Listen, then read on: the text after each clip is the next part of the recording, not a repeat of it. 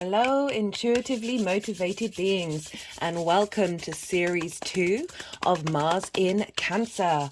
I've already done one series for the first half of Mars's journey. Go check that out if you're interested of having some hindsight of what's happened.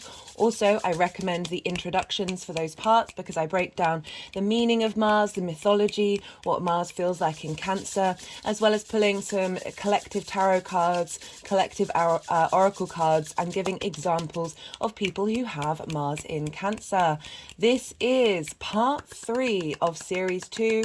Yesterday, I had intended to only do 2 parts, but I was recording yesterday while the moon was square the Mercury retrograde, and my camera stopped recording about 6 times just out of the blue, which has meant that perhaps this part will be uploaded before part 2 because I've had to piece it all together and re-download it, and then we'll be uploading it and making sure that it comes out when it's in high definition for you all. So that just showing you what's going on in the cosmic weather. I personally am in a second house perfection year, and that's ruled by Mercury, so the Mercury transits are very loud and proud for me for this solar year. It's not necessarily going to affect everybody in that way. I don't like to blame Mercury retrograde for everything, but it's certainly been showing up of just getting in the way of things coming together for me. So my name's Chloe, and I work with card divination, astrology, and I channel energies through my body. As you can see, my hands are moving around right now. This is independent of my conscious thought. I use all of these modalities together to help us understand the astro weather that's around right now. And this can show up in ways that might feel a bit, there might be some conflict, there might be some drama, some isolation, particularly because we're dealing with Mars as well here in this transit, and Mars can bring in those elements. But the reason why I talk about all of this is so in order for us to understand and then take a sort of perspective and be like, oh, that's what's going on. It's not personal. It's not permanent. We can take a step back, understand the lessons that are being shown to us with that potentially disruptive energy, and then we can co-create and raise the frequency. So I use astrology to help us sort of understand the cycles of time. There's maths involved. It's more cognitive. The card divination to get messages from the divine, and also help us tap into our visual intuition by the pictures on the cards. The energy work is here to help us heal. It's interacting on the subtle body, the quantum field, the untangible. It's often linked into healing, as well as clearing energy in some of the messages, that some of the difficult energies that come up, and helping clear up some of that stuck energy within us in order to then bring in a higher frequency. So I will be doing 4 rising signs. No, 3. I do apologize. I will be doing Libra, Virgo, and Leo in this video. I recommend checking out your rising sign first. This is where your ascendant falls in your natal chart for those of you who know your time of birth, and this is in the 1st house, so the astrology that I'll be talking about will be linked into those of you who have that as the rising sign. However, you can access your sun, your moon, or any other sign, and then look to where that sign is. So, and then the house that it's in, the themes of that house, and apply those themes to the messages that are coming through. It's as if that particular sign has moved to the 1st house. Take what resonates, leave what doesn't. If anything does resonate in the readings, there are things that you can do to pay it forward. This channel for me is my way of paying it forward to everything that astrology and divination and channeling and the universe has really helped me understand myself, and help me peel back the layers to get to the core of who I am, help me shift that frequency. I focus on the inner work when I'm doing these collective readings. For more in personal readings, it will be if you've got a particular focus you want to talk about and see what's coming up for you. That will be when I get more specific. But I focus on the inner work because the more that we question ourselves and get to understand ourselves, our trauma responses, our limiting beliefs, not take things personally, realize that the universe is a mirror, and that the more that we work with that frequency, the more that we're able to change it and bring it back into line with our soul's purpose. And when we do that, that has a ripple effect with the outside world, and therefore with business, with work, with relationships, whether they're romantic or friendship, everything else. That the more our frequency is matching our internal space, from a very holistic point of view, the more that then shifts and changes what your relationship dynamics are with you and the outside world, and therefore like brings in those things that are more akin to your natural organic frequencies. So that's why I focus on the inner work, because when we do that, we not are only helping ourselves, the environment around us, but the collective consciousness. The more we integrate, the more that vibrational frequency of integration and therefore abundance goes out into the collective consciousness. And we all see right now how loud and proud our collective trauma is right now, and that comes from so very long of repression and suppression, and a energy of lack, competition and fear is very abundant. And so what can we do? We can focus on the work that we do for ourselves, and that isn't selfish, as I said, that is helping the collective. Anyway, if anything resonates that makes you feel like you understand what's going on a bit more, gives you a different perspective, helps you integrate in any way, and you want to pay that energy forward and put that that integration energy, that resonating energy, that abundance energy out into the world, there are things that you can do. YouTube isn't necessarily pushing long form content at the moment, understandably. You know, it's working, it's you know, it's that sense of competition energy that they're engaged with other mediums, but there are things that you can do. This is a small channel, so it doesn't get much traction, understandably. It's, as I said, I haven't been doing this it's not even been a year yet, but there are things that can help the algorithm. You can like the video, leave a comment, even if it's just an emoji, because that still activates the algorithm. For new subscribers, if this content has resonance with you and meaning, you can subscribe. Hello, regular viewers. Rather than accessing the videos from a notification bell, you can type in the name of this channel, which is All the Cards on the Table. I like us to have all the cards on the table for us to make informed, autonomous decisions about what we're doing. And you can find, if you access the videos through that search mechanism, that helps the algorithm, as well as watching more than one video in a row. I'm not asking you to do this for me, but if this resonates with you and you want to do that, please, I'd be very grateful if you did. But on a personal note, I would love to hear from you. I love hearing how the astro weather is affecting you. I just like having a chat and seeing what's come up. So I would, as I said, on a personal note, would really appreciate that. I work with the whole house system, and this means that with each sign, it falls into the whole of a house. This is based off of the Hellenistic principles from the Greco-Roman period over 2,000 years ago, which are also based on previous incarnations from Sumeria and dating back even further.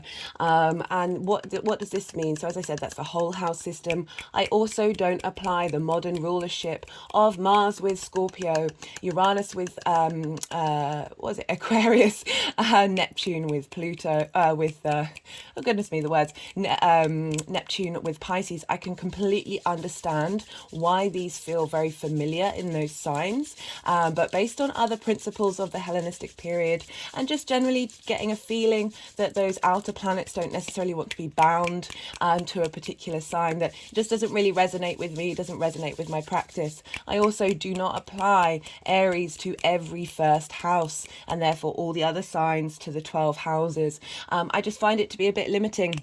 We are very nuanced beings. There's a lot of context to who we are, lots of layers, lots of, as I said, nuanced ideas. And I just find it a bit limiting to have Aries always put in the first house and the themes of Aries applying to everybody's rising sign. That's just me. I'm not invalidating anybody who works with that, but that's just my personal practice. Right. I think that's everything I wanted to say. So I talk about Mars in Cancer in all three introductions to Series 1. I did a quick summary in part 1 and then again in part 2, just bringing in different themes, things that I've sort of felt that Mars is doing now. We're at the midway point of its journey. We're getting going. Things are being there's a lot more clarity coming through. The overall message for me with Mars in Cancer is Mars is defending our inner emotional space. Pallas Athena, the asteroid, is in the sign of Cancer as well. And in the Greco-Roman mythology, Mars, or Aries, was and Athena, Pallas, they were two different representations of war.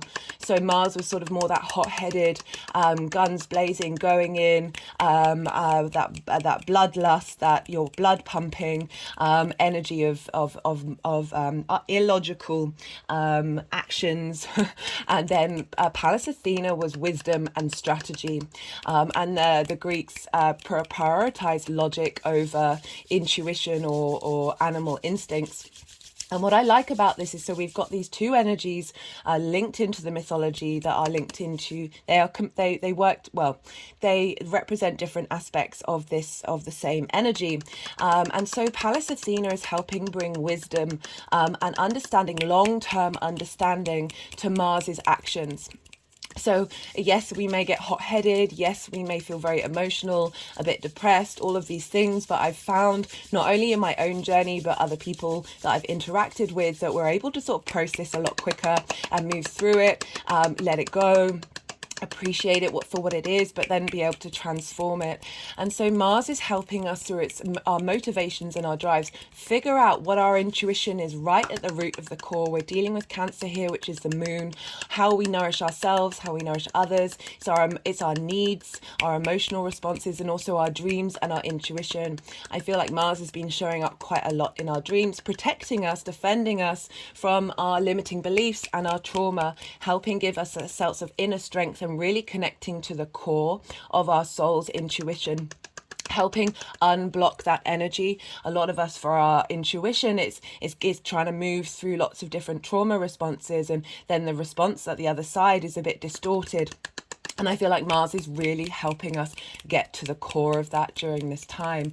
Look to where Mars and the moon are in your chart to help understand a more personal understanding of what's going on with this transit. While I'm doing the readings, I will be channeling, and so I'll be talking about the aspects that I'm pulling cards for, and then at the end of it, the energies move the cards around and put them in the piles that they need to be in, but they also do energy work. This is a time when I'm quiet, and this is a time of integration of all the information that's come through. Everything that I talk about in terms of the aspects will be in the description box. I know it's a lot of information, but it'll all be there for you to look at, maybe put it in your journal, and see what comes up around these times. So as I said, I'll be quiet during that, and it's just a process of integration, allowing you to have intuitive hits about what's just been discussed before then moving on to integrating the tarot with the astrology. Other things about the channeling, I have energetic releases. I always mention when these happen. Sometimes it's clearing an energy, doing some healing, or bringing and strengthening energy in. And so I mention what they are and what I'm doing. You might have intuitive hits about it on a personal level. The cards will also sometimes not want to come out of the deck. And this is because the energies want me to put the deck down and do some energy work. So as well as when I'm holding up the cards, they'll tend to move them quite quickly, and that's usually because the message that needs to come through has already done so. So I could talk of lots of different things with each card, but just rest assured that that's what's happening. As I said, take what resonates, leave what doesn't. Sometimes there are very personal messages that might not be for you. You'll know on your in an intuitive sense what's for you, but I just want to let you know that maybe things that come up, it doesn't invalidate what you do connect to. What else did I want to say?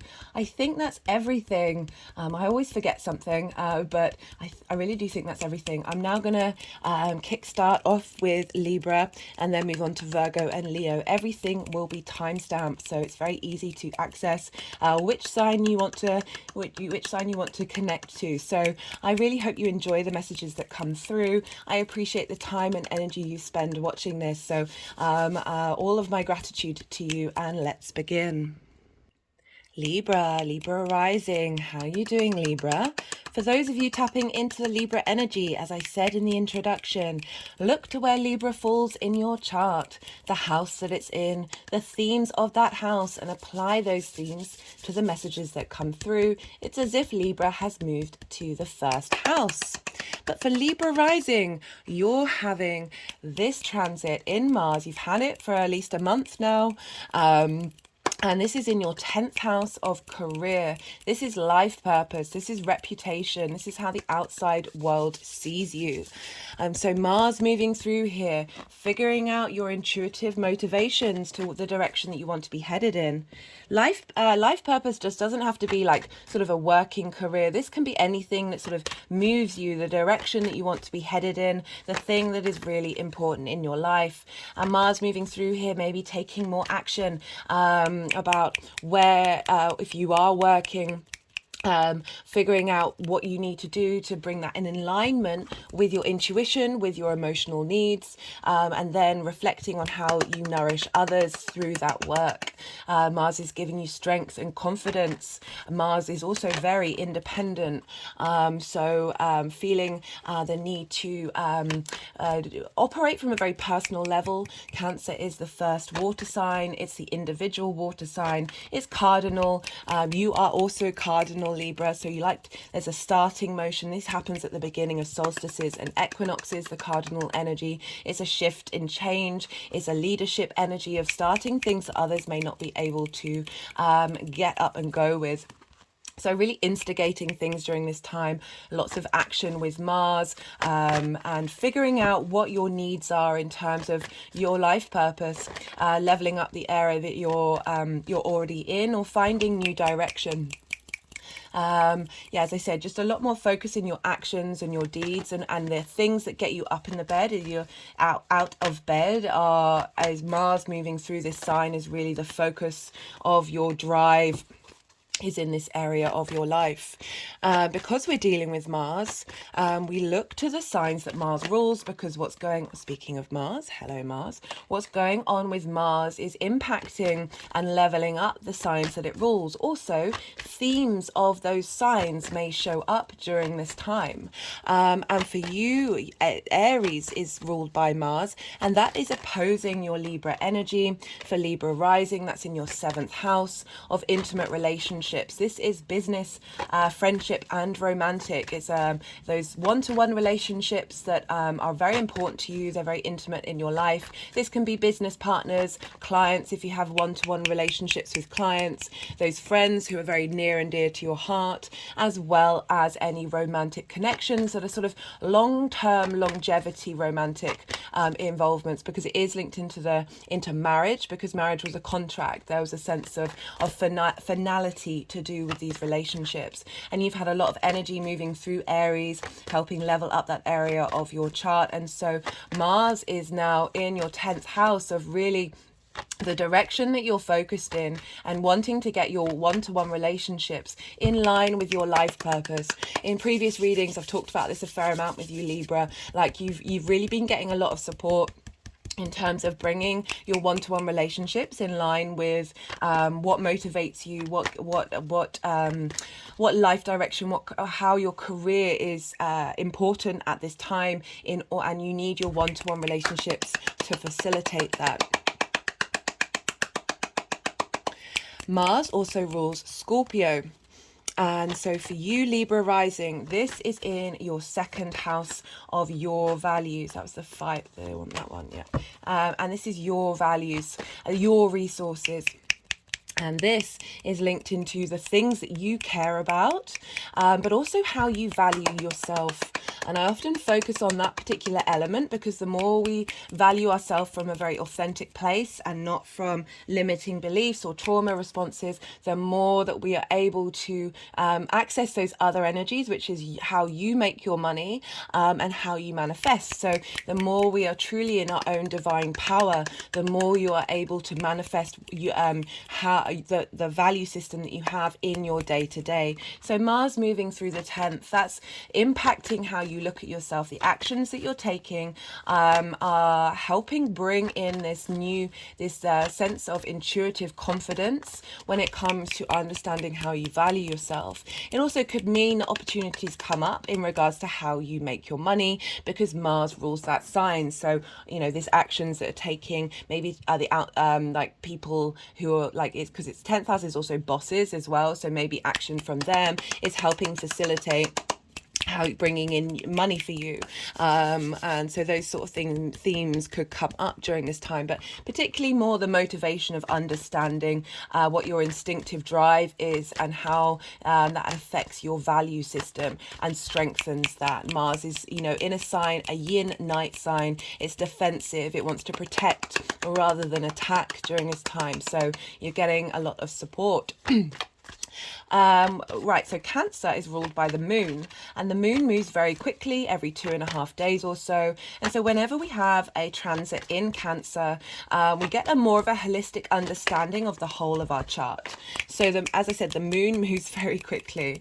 I'm just laughing because this card, one of the aspects that I'm going to talk about is to do with Neptune, and this card has repeatedly come up for that Neptunian energy.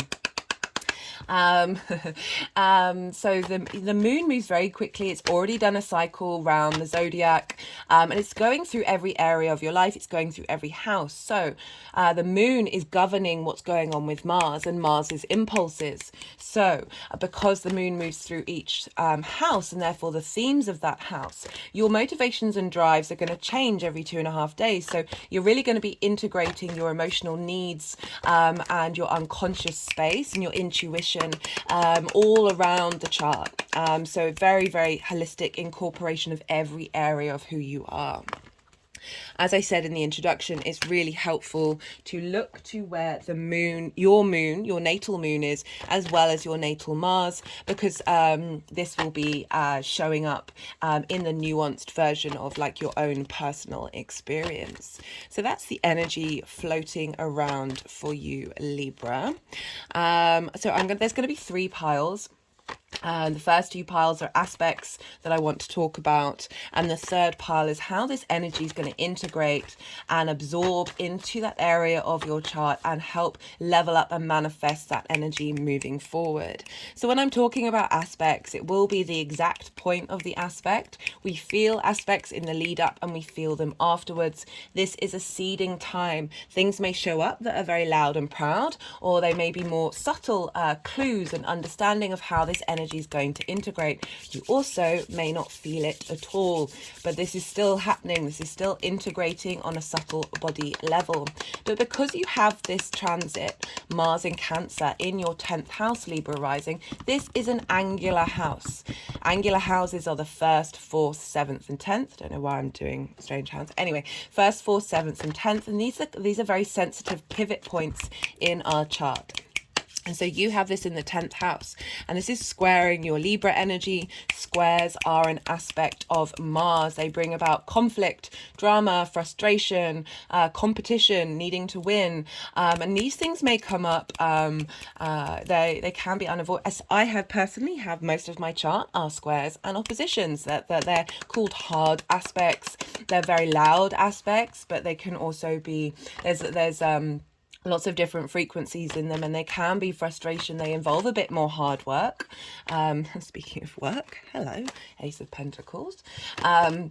But when these things show up, I mention it because these things can show up. They may not do, but if they do, they're here to teach you and help you understand what is it that you really care about long term, which is why I like Pallas Athena being here with Mars, because it's not just about what we're doing in the now, in the impulse. It's like having an awareness, a long-term awareness of what suits you in the long term. It's not about fixating on it, but just being a bit more grounded, allowing those emotions to flow through you and realize, do I care? I may care about this in this very moment, but is this something that's going to facilitate your soul's journey? So we've got a lot of that coming in. And so a square also represents friction, and friction is what we need in this 3D linear time frame that we're very consciously aware that we're in order to manifest. Without friction, we wouldn't have that time, this sense of time, because all these atoms are bumping up against each other and in this state of constant movement. And so a square is a very, very powerful manifestation energy. So having Mars move through here is providing a lot of, it's essentially like you're forging things in the fire. The actions that you're taking around this time are bringing things into manifestation. So the first aspect is on the 29th of April. That's today. So I do apologize. I had really meant to get this out yesterday. I've had a lot going on. Mercury retrograde has been playing around with me, trickster energy. But as I said, you're not missing out on this energy. So the messages and the energies are still available to you when you come and watch this video. And just in general, you don't have to, I mean, you are obviously watching this video if you're listening to me right now, but even if you weren't, that energy is still available to you. I feel also that the messages very much are as well, because they're out in the collective consciousness. They're picking up collective energy that is around. And so this is a sextile with Uranus in Taurus at 18 degrees. I mentioned the degrees because it helps to then look at your personal chart and see if you have anything in your chart that's aspecting these degree points that you may then feel it more prominently. Right, so but also if you're you will be watching this after the event. I mean, I think it's happening later on tonight, but in all likelihood, this will be uploaded tomorrow morning, so it's in HD. That watching this with the event already having happened, that was a bit of a mouthful, you can then tap into that energy and see what came up, and then with hindsight, which is a wonderful thing, you're then able to go, oh, that's why, oh, I understand that, and integrate that even further. So it just adds another layer to the integration. You're not missing out on it. So we have Uranus in Taurus. And so Taurus for you is in your 8th house of shared resources. This is the outside world's resources. This is the give and take between you and the outside world in terms of time, money, things, ideas. It's the 3D world as well as the galactic world, the 5D. It's linked into inheritance, and as I said, either 3D or cosmic inheritance. It's the house of transformation, and it's also linked into sort of big money, taxes, inheritance, mortgages, all of those sorts of things. But it's more, I focus more on this channel in terms of that, the give and take between you and the outside world. Like I'll talk about how like maybe you've given too much and felt depleted, or taken too much, and getting that in line and getting and moving away from needing things from the outside world and tapping into your own innate resources then opens up that frequency of the world bringing what it is that you need to you. And so you've got Uranus there. Uranus has been there since 2018. Uranus is very disruptive, rebellious energy. It flips things up on its head. But the agenda for me, what I've channeled with Uranus, it's the chain breaker. It's the clearer of paths. And it does so in a quite dramatic way. But this happens when you've got tension that's blocking your authentic self from manifesting. Like you're not able to express it. Uranus can tend to come along and shake things up. This is the Mars card in the tarot, but I also really strongly link this in with Uranus, this sense of things being pulled down, structures being dismantled that didn't serve you, even if it felt very chaotic at the time. But Uranus is also this innovative, inventive energy, helping you think differently, think outside of the box. And so you've been questioning and working through your dynamic with the outside world with this transit, perhaps having unique experiences come towards you from the outside world during with Uranus being there. And so what does this mean with Mars sextiling Uranus? Well, a sextile is an aspect of Venus, and Venus wants to bring creative energy to us. It's a very free-flowing, easy energy, a sense of value, appreciation, love, harmony. It's linked into relationships, but it doesn't just have to be intimate relationships. This can be the way that you connect in the way that in a value sense, connecting in a way that matches your values, matches what you love. And so Mars and Uranus are in this sextile, so they're sharing creative energy, but there's this sense of love and appreciation and value flowing through between the 8th house, the outside world and shared resources, and your career house. So opportunities, or thinking up creative opportunities about how your life purpose, your career, how the outside world sees you, is feeding into that give and take with you in the outside world. So unique ideas coming in that are helping you understand your motivations, giving you, rerouting you if you have felt a bit stuck, to be more in alignment with the direction that you're headed in. and getting a rebalancing of the dynamic between you and the outside world. I also very much link it into how your relationship is embodied with the universe. So getting a lot of downloads, a lot of ideas, a lot of eureka moments coming in from the universe, that you're going to be taking action and motivation and understanding your drive and your passion and your own internal magnetism of how you want to work with your intuition, work with nourishing yourself in order to nourish others through the work that you do. So great aspect. The moon, because the moon is governing Mars, it will be at the exact point of this sextile, will be at 0 degrees of Virgo. You have Virgo in the hidden house. So very interestingly, the hidden house is the house of your unconscious space. It's often where our lots of our limiting beliefs and our trauma instigate themselves and hold strong. And so the moon, but it's also a house of magic. A lot of magic comes up here, as well as a lot of magic in the 8th house. This is the hidden house, that which we cannot touch, that which isn't tangible. And so the moon moving through Virgo can have your moon, your intuition, really pick up on. Sorry, I keep half starting sentences, but so underneath those limiting beliefs and traumas is your soul, the magic of your soul. This is often the house of self-undoing, because we spend a lot of time when we have major transits here questioning ourselves, working through ourselves, and that can feel very heavy. But the moon for this transit, for me, with this being in the 12th house, is giving you intuitive boosts and understanding about the magic within you. And it will move, even though this is 0 degrees, so this is very potent energy when planets are at 0 degrees. You're getting a lot of a boost into Mars of how you understand your inner workings in the actions that you're taking, and how that's affecting your life purpose.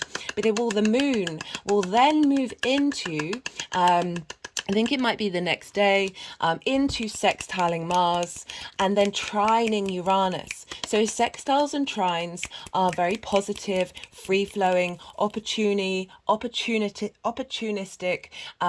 energies. There's a sense of creativity, a sense of inspiration flowing through here.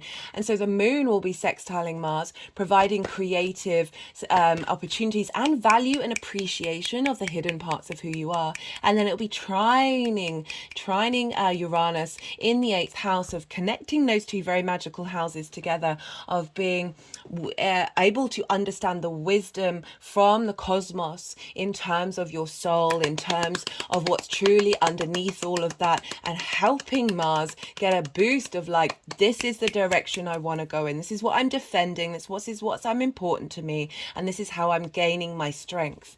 So really lovely aspect. Following this, and I'm not pulling cards on this because I will be doing a separate video series, is on the 5th of May, we have the final eclipse with the nodes being in Scorpio and Taurus. And this is a Scorpio full moon lunar eclipse.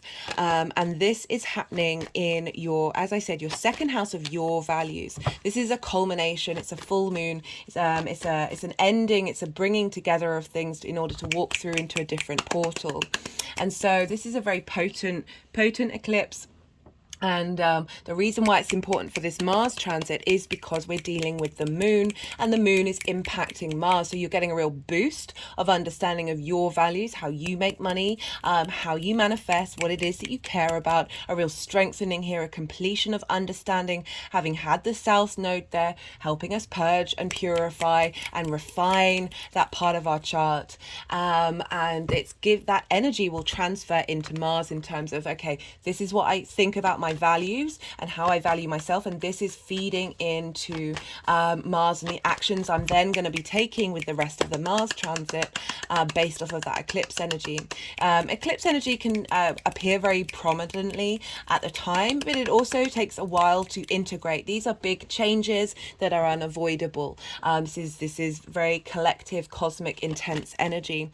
But another reason why this is important is because the moon is in Scorpio, and this, as we said at the beginning, beginning, this is ruled by Mars. So Mars is in the moon's sign, and the moon is in Mars's sign, and this is called mutual reception. And this is where their ability to communicate with each other is very loud and very proud. And so they're on the phone to each other, they're talking to each other, they're helping facilitate each other's journey. They're really strengthening each other. So this is having even more of a boost to Mars because we've got this in a Mars sign. 2 days after that, Venus is going to move into Cancer. So you may have felt a bit heavy with Mars being in Cancer. It might have been difficult for some of you. When Venus moves in there, it's just going to lighten the load a bit. It's going to add a sense of love and appreciation and understanding of what's going on, and just a more flow, more harmony with this energy. So that's shifting. So everything that I'm then going to talk about is now involving Venus in the sign. So with Venus moving, I will do a separate transit video, but Venus moving through the 10th, it can be a feminine energy. It's not gender specific. Showing you value and support in the work that you do. So the second aspect is on the 15th of May. As I said, we'll feel it in the lead up and we'll feel it afterwards, but the exact aspect is on the 15th of May. And this is a trine with Neptune in Pisces. They will both, oh nice, we've got the King and Queen of Pentacles. They will both be at 27 degrees, and Pisces is a fellow water sign. You have Pisces in your 6th house of work, health and routines. So not only are you working with the 10th house of life purpose, but now we're bringing in some energy from your house of work, health and routines. So you're getting another boost here. And Neptune has been in Pisces since 2011. Very dreamy, very mystical, very everything all at once, every dimension, every frequency, every possibility of this universe. For me, it's tapping into the creative creator energy, the quantum field.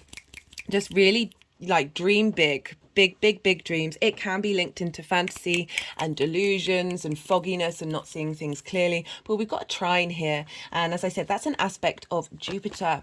Jupiter is another benefic, but both the benefics, Venus and Jupiter, are the main sort of aspects here, and this is providing wisdom, elevation, cohesion, so understanding of everything and being able to then expand because of it, which is often why it's called the luck planet. It's very generous, sense of opportunities, but it's through that wisdom, through that self-knowing, that we then shift our frequency, and then we're able to bring in those opportunities based on that frequency.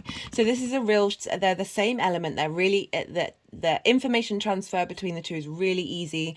They're able to share resources. They understand one another on a very fundamental level. And so Neptune with Mars in your house of work is like, also I forgot to mention Saturn's now obviously in Pisces. So Saturn's bringing form and structure and integrity to the Pisces, to the Neptunian energy. So I really feel we're getting a lot of strength here of our ability to manifest that Neptunian space. I also talk about so I've talked about Neptune a lot in the Saturn series.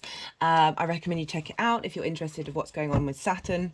But essentially, Neptune's linked into the film industry or any medium that brings a different reality into your own. And I looked into the movies that were really popular since 2011, and it's all the Marvel movies. And what struck me was the Marvel movies are about bringing lots of different realities, people from lots of different realities to work together to save the planet. Very, very Neptune in Pisces. I thought that was hilarious. But how do you tap on that into an individual level? Essentially, you're getting cosmic support. You're getting cosmic support from all the different frequencies, all the different realities, and you're able to draw that energy, whether consciously or not, whether you experience that in your practices or not. But it's that energy is there to seed you and help give a sense of the mystical warrior between Neptune and Mars, of like the things that you take action on are coming from this unconditional love, this cosmic space that is so. There's a floatiness, there's a dreaminess to Neptune. Able for Mars to move with a bit more grace, a bit more compassion during this time, and you're seeding some wisdom and understanding of what you need from your work, what you need from your health and your routines, being able to expand that energy of thinking in very different ways, but thinking lots of different resources being available to you that are outside of the 3D norm, and being able to feed that energy, that very dreamlike mystical energy, into Mars of the actions that you're taking are in more in flow with your soul, more able to get this space of like the career that you need, the way you want to move through your life purpose is helping support the way that you take action with that work, the things that you do, and getting a lot of inspiration if you aren't sure of what your direction is or what it is that you need. This is a great opportunity to sit with this and see what comes up. Not only that, but we have a square with Jupiter. And we did get the Jupiter card come out, the Wheel of Fortune. And Jupiter is at 29 degrees of Aries.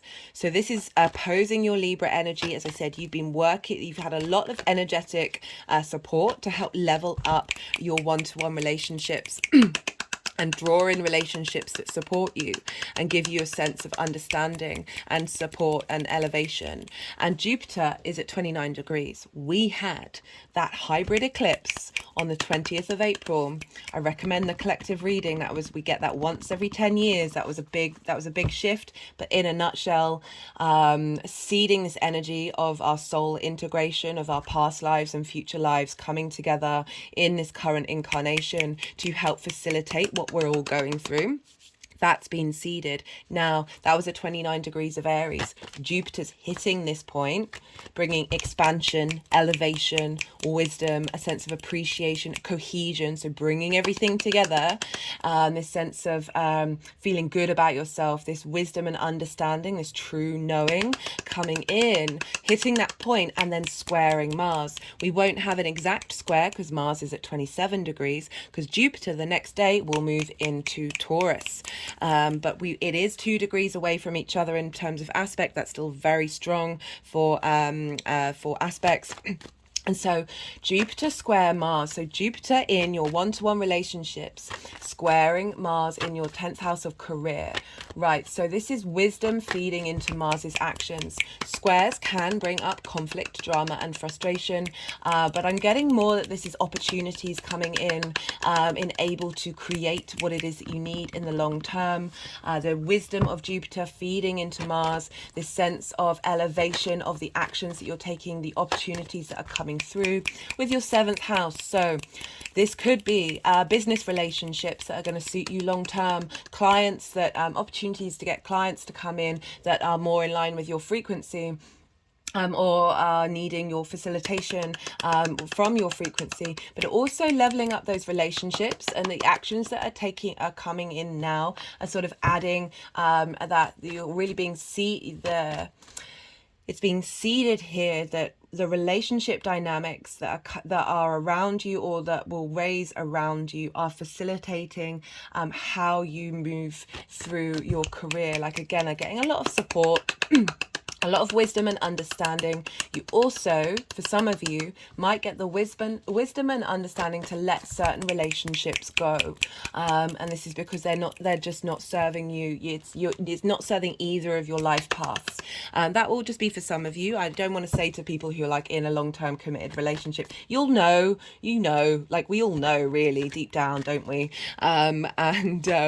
Also on top of this, but it's just been a really beautiful energy to channel, a lot of support coming in to help facilitate Mars's growth and understanding with your intuition. You're getting more wisdom of understanding. This is the last aspect before Mars leaves, this wisdom and understanding of actually no, I take that back because there's going to be a lunation, but aside from the lunations, this is one of the last final aspects of Jupiter giving a sense of boost of wisdom of the dynamic that you want from your one-to-one relationship and how your intuition rises from that and how that forms into the direction that you're heading. We're getting a real strength here. The moon will also be in Aries. So again, we're dealing with the moon being in a Mars ruled sign. So this is more mutual reception. So really strong energy here between the moon and Mars. So the moon in your 7th house will have moved over that first Aries new moon moon that we had, the second, no, not the second, the full moon in Libra, which was in your sign, and then it will hit the second new moon, that hybrid eclipse, and so we're getting a real strength of understanding our emotional needs when it comes to our relationships. That soul integration that we're doing. A lot of I think it was the Sun in Taurus reading where it was really highlighting that a lot of the soul contracts that we signed up for, we've completed, we've fulfilled those contracts, and new ones are coming in. And it doesn't necessarily mean, as I said, the end of relationships, the end of business relationships, the end of friendships, but it's like the dynamic between those relationships, if they have been difficult, that energy has been served. We've done that. We've all done the work that we've needed to do with that, and now new energy, new contracts with those dynamics, or with new ones, are coming through. And so the moon moving through there of really like knowing what it is that you need, being very intuitive with your one-to-one partners, of how it's getting in line with your life purpose and the actions that you're taking. Not long after this, Mars will be direct. Mercury will be direct. So everything that I've just spoken about, Mercury's been retrograde. So this might not affect everybody, but certainly the avatar of Mercury, of how we think, how we collect information, how we communicate, has been going retrograde, where we might not have been understanding what's been going on or why. Bit of confusion, bit of frustration. So even though all this energy's been seeding while Mercury's been retrograde, so it's really being embedded in our physical form, Taurus, our senses. So we might not have a cognitive understanding, but a lot of clearings going on in our physical body. And then Mercury's going to go direct, and we're going to be like, oh, and things are going to start moving. There's going to be momentum. Our understanding of situations are going to become clearer, and we're just going to be able to move in our physical body with a bit more ease. I just wanted to let you know that that's going on. And so for the rest of Mars's transit, we've now got Mercury direct. Another thing that I want to talk about that I'm not pulling cards for is on the 19th of May, the day before Mars leaves Cancer, we have a new moon in Taurus at 28 degrees. Mars will be at 29 degrees, which will sextile this new moon. Again, it's a lunation, it's the moon. It's going to have having a big impact on Mars, and I will be pulling separate cards for that, but I just wanted to let you know that right at the end of Mars's journey at 29 degrees, it's getting this fresh new start. The nodes are still in Taurus and Scorpio, but they're so far away from where this lunation's happening. They're not having a very, very potent effect. It's not deemed an eclipse in terms of the astronomy. So we've got this first fresh new start in Taurus, quick off the bat of all that eclipse cycle of like, oh, where are we heading now? What do we need now? This new frequencies coming in after us clearing and purging everything in that Scorpio full moon. Really, and it's right at 28 degrees of Taurus, so it's very potent, advanced Taurian energy. So there's a lot of knowledge and understanding in that new moon that's feeding forwards, and it's feeding into Mars, seeding that at 29 degrees of Cancer, of like, right, this is what I need and this is what I want and this is how I'm motivated in my career. So that's everything I want to talk about in terms of the aspects. And I'm going to keep shuffling for a little bit until the energies put the desk down. Sorry, the deck down, and then this is when I'm quiet, like I said in the introduction. This is a time of integration for you, all that lots of information you just had. Also get some intuitive hits about how you feel about that showing up in your life, as well as from the cards that you've seen come up. The energies will move the cards around. They'll want to do some energy work, and just bear with me during this process. It's just we need that stillness as well as all that activity. And then I will start talking again and break down the tarot in terms of what's come up in those astrological aspects.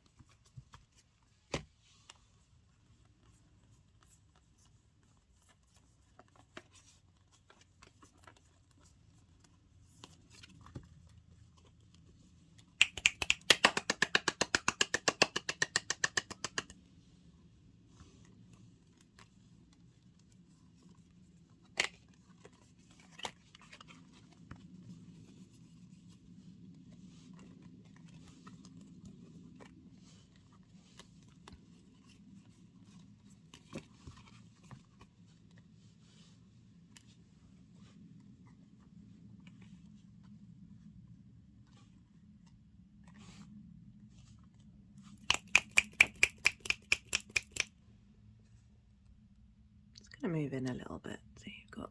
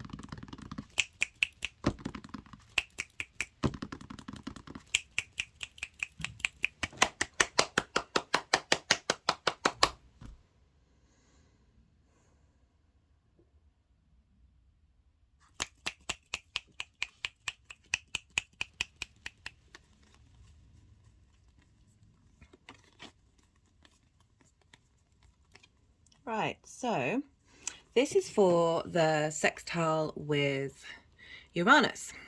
And for a lot of the readings, it's sort of highlighting what Uranus and Mars have been helping you work on in those areas of your chart. And so we've got at the beginning, we've got the Five of Swords, the Eight of Swords. This has come up a fair amount, and the Seven of Pentacles. The Five of Swords is battles, but what were they worth fighting? And linking with the Eight of Swords, it's almost the battles that you're having with your mind that have kept you enclosed, this sense of feeling. I did say in the introduction, for those of you not watched it, when they move the cards like this is the message. The messages that have needed to come through have come through. And it's felt like hard work. I felt like you're not quite there are still some limiting beliefs and some stuck trauma spaces in your mind that have felt like it's constantly just the beginning of something that you're cultivating, that not quite anything's coming to fruition. And so Mars and Uranus, so we've got the Tower card, which is Mars's card, but as I said, this also feels for me very much like Uranus's card, more so in fact than Mars, because Uranus can be very, very disruptive and you can feel like your whole world has fallen down, but it's in order, it's breaking those structures that don't serve you. We've got the Moon here. This is a Pisces card, but we are dealing with the Moon. We're in Cancer. And so this is about Mars helping you get in line with your intuition, and Uranus pulling down those structures, those concepts and ideas that you may have about the give and take between you and the outside world that may have felt that you're in this space of not seeing yourself clearly.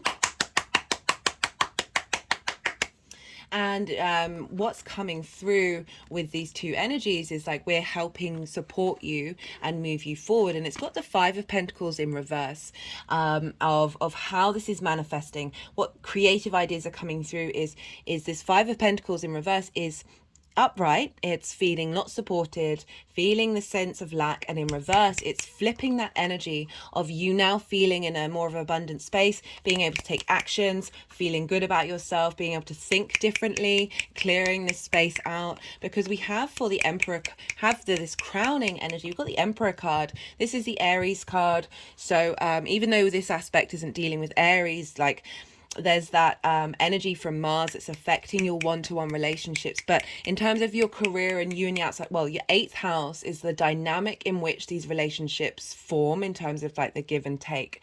So Uranus is really helping you understand your own true authority, your true sovereignty, the divinity within you. And the Emperor makes wise decisions, but it's about taking action. So it's about this momentum of knowing that you are no longer that feeling of you know, we've got 2 5s here as well, which is always kind of the universe highlighting that this energy is around and bringing things into balance of these battles that may have trapped you, particularly perhaps maybe feeling not supported, feeling like the outs, you know, you're that you are not in, you are in a space of lack, and those are things that may have been very real in your life, but this energy is coming through. Uranus is shaking that up in the 8th house, and the Mars in the 10th of your life direction is really helping you tap into that intuition to help bring in your own sovereignty. Like the Emperor, very action orientated, but very in command, very in control, very wise in what they're doing, highlighting this emotional balance that we're getting, funnily enough, with Mars moving through there, because we've got Pallas Athena helping us understand the long-term strategy of things, like what's important to you, what are those core things that actually really matter to you, rather than those instinctive responses that we can have where you know, we all go through it where we're like, we get angry at something going wrong, and it's like, well, we're not going to care about that in 5 minutes, you know. For the trine with Neptune and the square with Jupiter, let's see what they want to do with them. This is what they want to do. So we've got, this is sort of the trine with Jupiter, with Neptune, sorry, in Pisces of your work, health and routines. We got, and the Hanged Man is very much Neptunian energy. We've got the Knight of Wands, the Hierophant, and the Hanged Man. The Knight of Wands wants you to go on a journey, wants you to be creative, wants you to shift your energetic passions and drives. This trine with your career and your work. The Hierophant, this is about knowing yourself, and being able to share that with the community, like being in command. We've got the Emperor and the Hierophant. They're very much in command, but they're not by themselves. It's not like the Hermit that's very in charge. It's about this authority is rippling out into your surroundings. It's affecting the people around you. You are confident being around other people from a very authentic space of power. And we've got the Hanged Man, and this is the Neptunian energy. So this is about this. What Neptune is bringing in is this sense of the sense of elevation in knowing yourself. This is about changing perspectives. This is about being in receipt of divine wisdom. Odin, the Norse god, was upside down on the world tree. Is that going in and out of focus? I can't quite tell. Yes, because I've got it. I should zoom out just a little bit more, just to stop it. Sorry, guys. Just to stop it from unfocusing.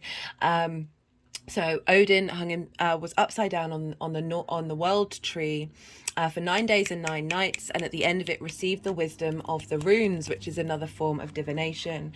Neptune is helping bring in this sense of knowing what it is that you need, this internal spirituality that you have within the sign of work. So that's the kind of mode in which this unconditional love in which that you operate in your work, and having the ability to, through that wisdom that's coming in, be able to defend those passions, defend the way that you work, and see that that wisdom be enacted in your actions. We have for the square with Jupiter. So we've got the Jupiter card, the Wheel of Fortune, the change of fate. Things are moving up. This is a positive card. Things are constantly in motion, but this is saying this understanding of self is being able to bring in things into fruition, bring in new opportunities. We've got the Ace of Pentacles. So again, this is work, health, routines. This is the 3D world. It's about going through a portal and I use the word New Earth. It's a catch-all phrase, but for me, it's like being able to be in the 3D world from a 5D perspective. But this is opportunities. This is renewal of how you look at your work.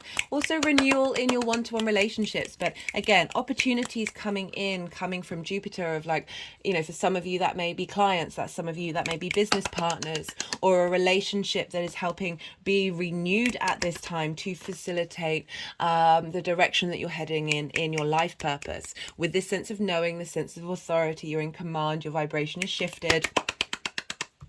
And this is, you know, Venus is now in Cancer. You're feeling good about yourself. Opportunities, I did say opportunities, like you could feel appreciated and valued, from a feminine energy. It's also after that full moon in your second house of your value system, shifting and changing, this sense of, you know, it kind of makes sense why the Hierophant is there, of knowing your worth and knowing your value and knowing what part you play in society. And it's not a small one. I mean, nobody's is, but that sort of knowing that without not coming from an ego space. An unintegrated ego anyway. And the crowning energy is the Four of Wands, and this is celebration, but it's also commitment. So this is about the imagery behind this is about the harvest and also the cycles of the harvest. So it takes about a year, doesn't it, from the harvest to the next one, and it's about knowing that time, that commitment, that you put the hard work in, and now it's about celebrating. It's about being appreciated, appreciating what you reap, what you sow, but it's also a commitment as well. It's often linked into marriage. That card. So for some of you, this may be a leveling up and a commitment in your relationships that you are benefiting. There's a reaping of something that nourishes you at this time, and that's what's being seeded. The opportunities that are coming in are leading to this sense of celebration, this sense of commitment, like in terms of a longer term cycle. For this energy moving forward, I've got the 8 of Wands, the King of Pentacles, and the Queen of Pentacles. Now, Jupiter will have moved into Taurus. So we've got Earth energy here. So that might be relevant for some of you. That's the give and take between you and the outside world, but it's also the give and take between you and your intimate relationships. Because we've got the King and Queen here, for some of you, this could be linked into the relationships that you have in your life are facilitating the one-to-one relationships, business, friendship, work, are facilitating your career and your life purpose. This is about commitment, loyalty, legacy, slow and steady wins the race, creating in the 3D realm, a sense of abundance, a sense of good advice, solid work. And I love that this is coming up in the career house. So it doesn't just have to be about other people, but it's certainly an integration of the feminine and masculine energies within you in terms of your career. And that's happening quickly. This is one of the fastest cards in the deck. This is about quick movement. 8 though, so this could be 8 weeks.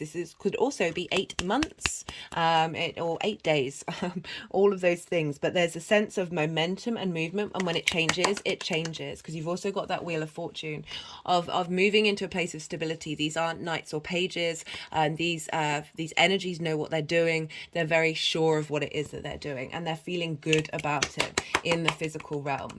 Right, I am going to pull some clarification cards.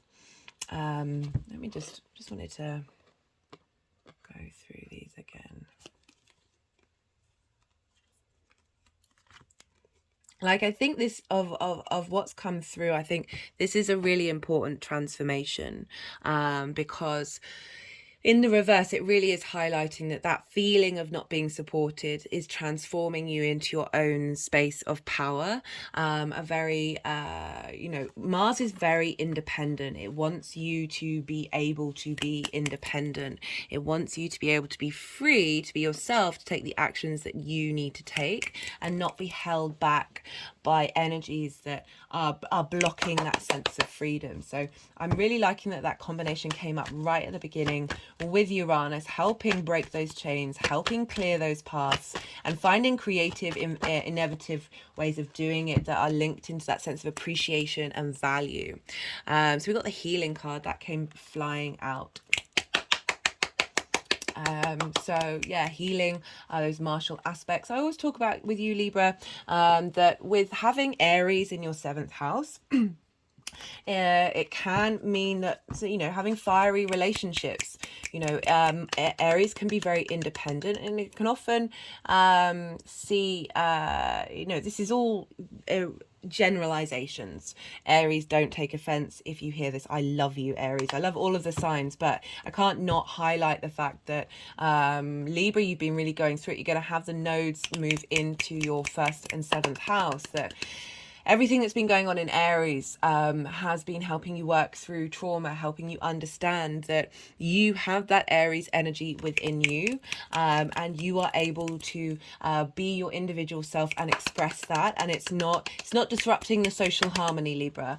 And I like that that's gone with the Emperor card of transforming that space, helping bring in a real understanding of your unique experience, and how it's not always about everybody else.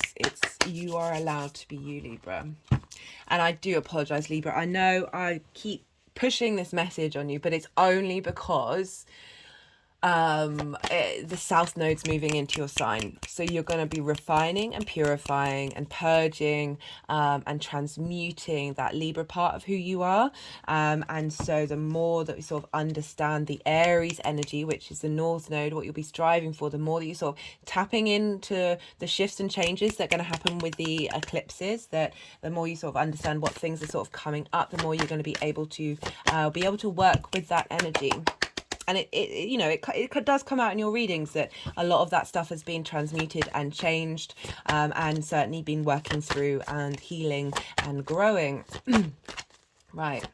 And I really like the King and Queen at the end, like that those energies being in balance and supporting one another.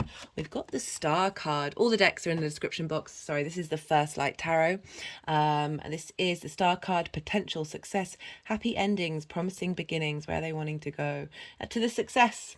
Well, this is dealing with your life purpose, your career house, how other people see you, seeing the star that you are, seeing that shine brightly. I'm going to pull some cards. This is the Oracle of the Rising Sun. So let's see. Oh, that's half the deck. Let's see what wants to come out for you, Libra.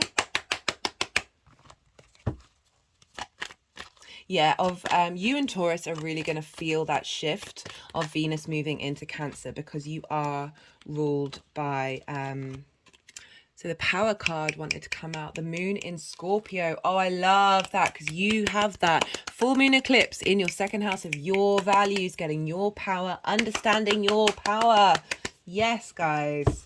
Yes, love it. Anyway, I was saying you and Taurus are really going to feel that when Venus moves into Cancer, because you're ruled by Venus. So that's going to give a real boost to the Mars transit. I will be doing a separate transit video. Right, let's pull one more card from the numerology deck. We've got personal growth. Yeah. Love that. It's a culmination and a going through a new portal, and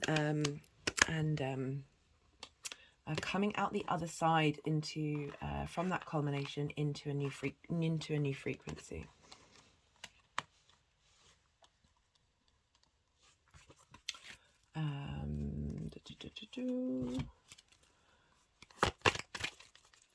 Right, I think we're going to pull a couple more cards and then I'm going to stop, because this has been an hour, guys.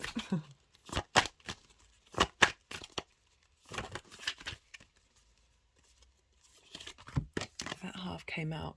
Soul identity, family,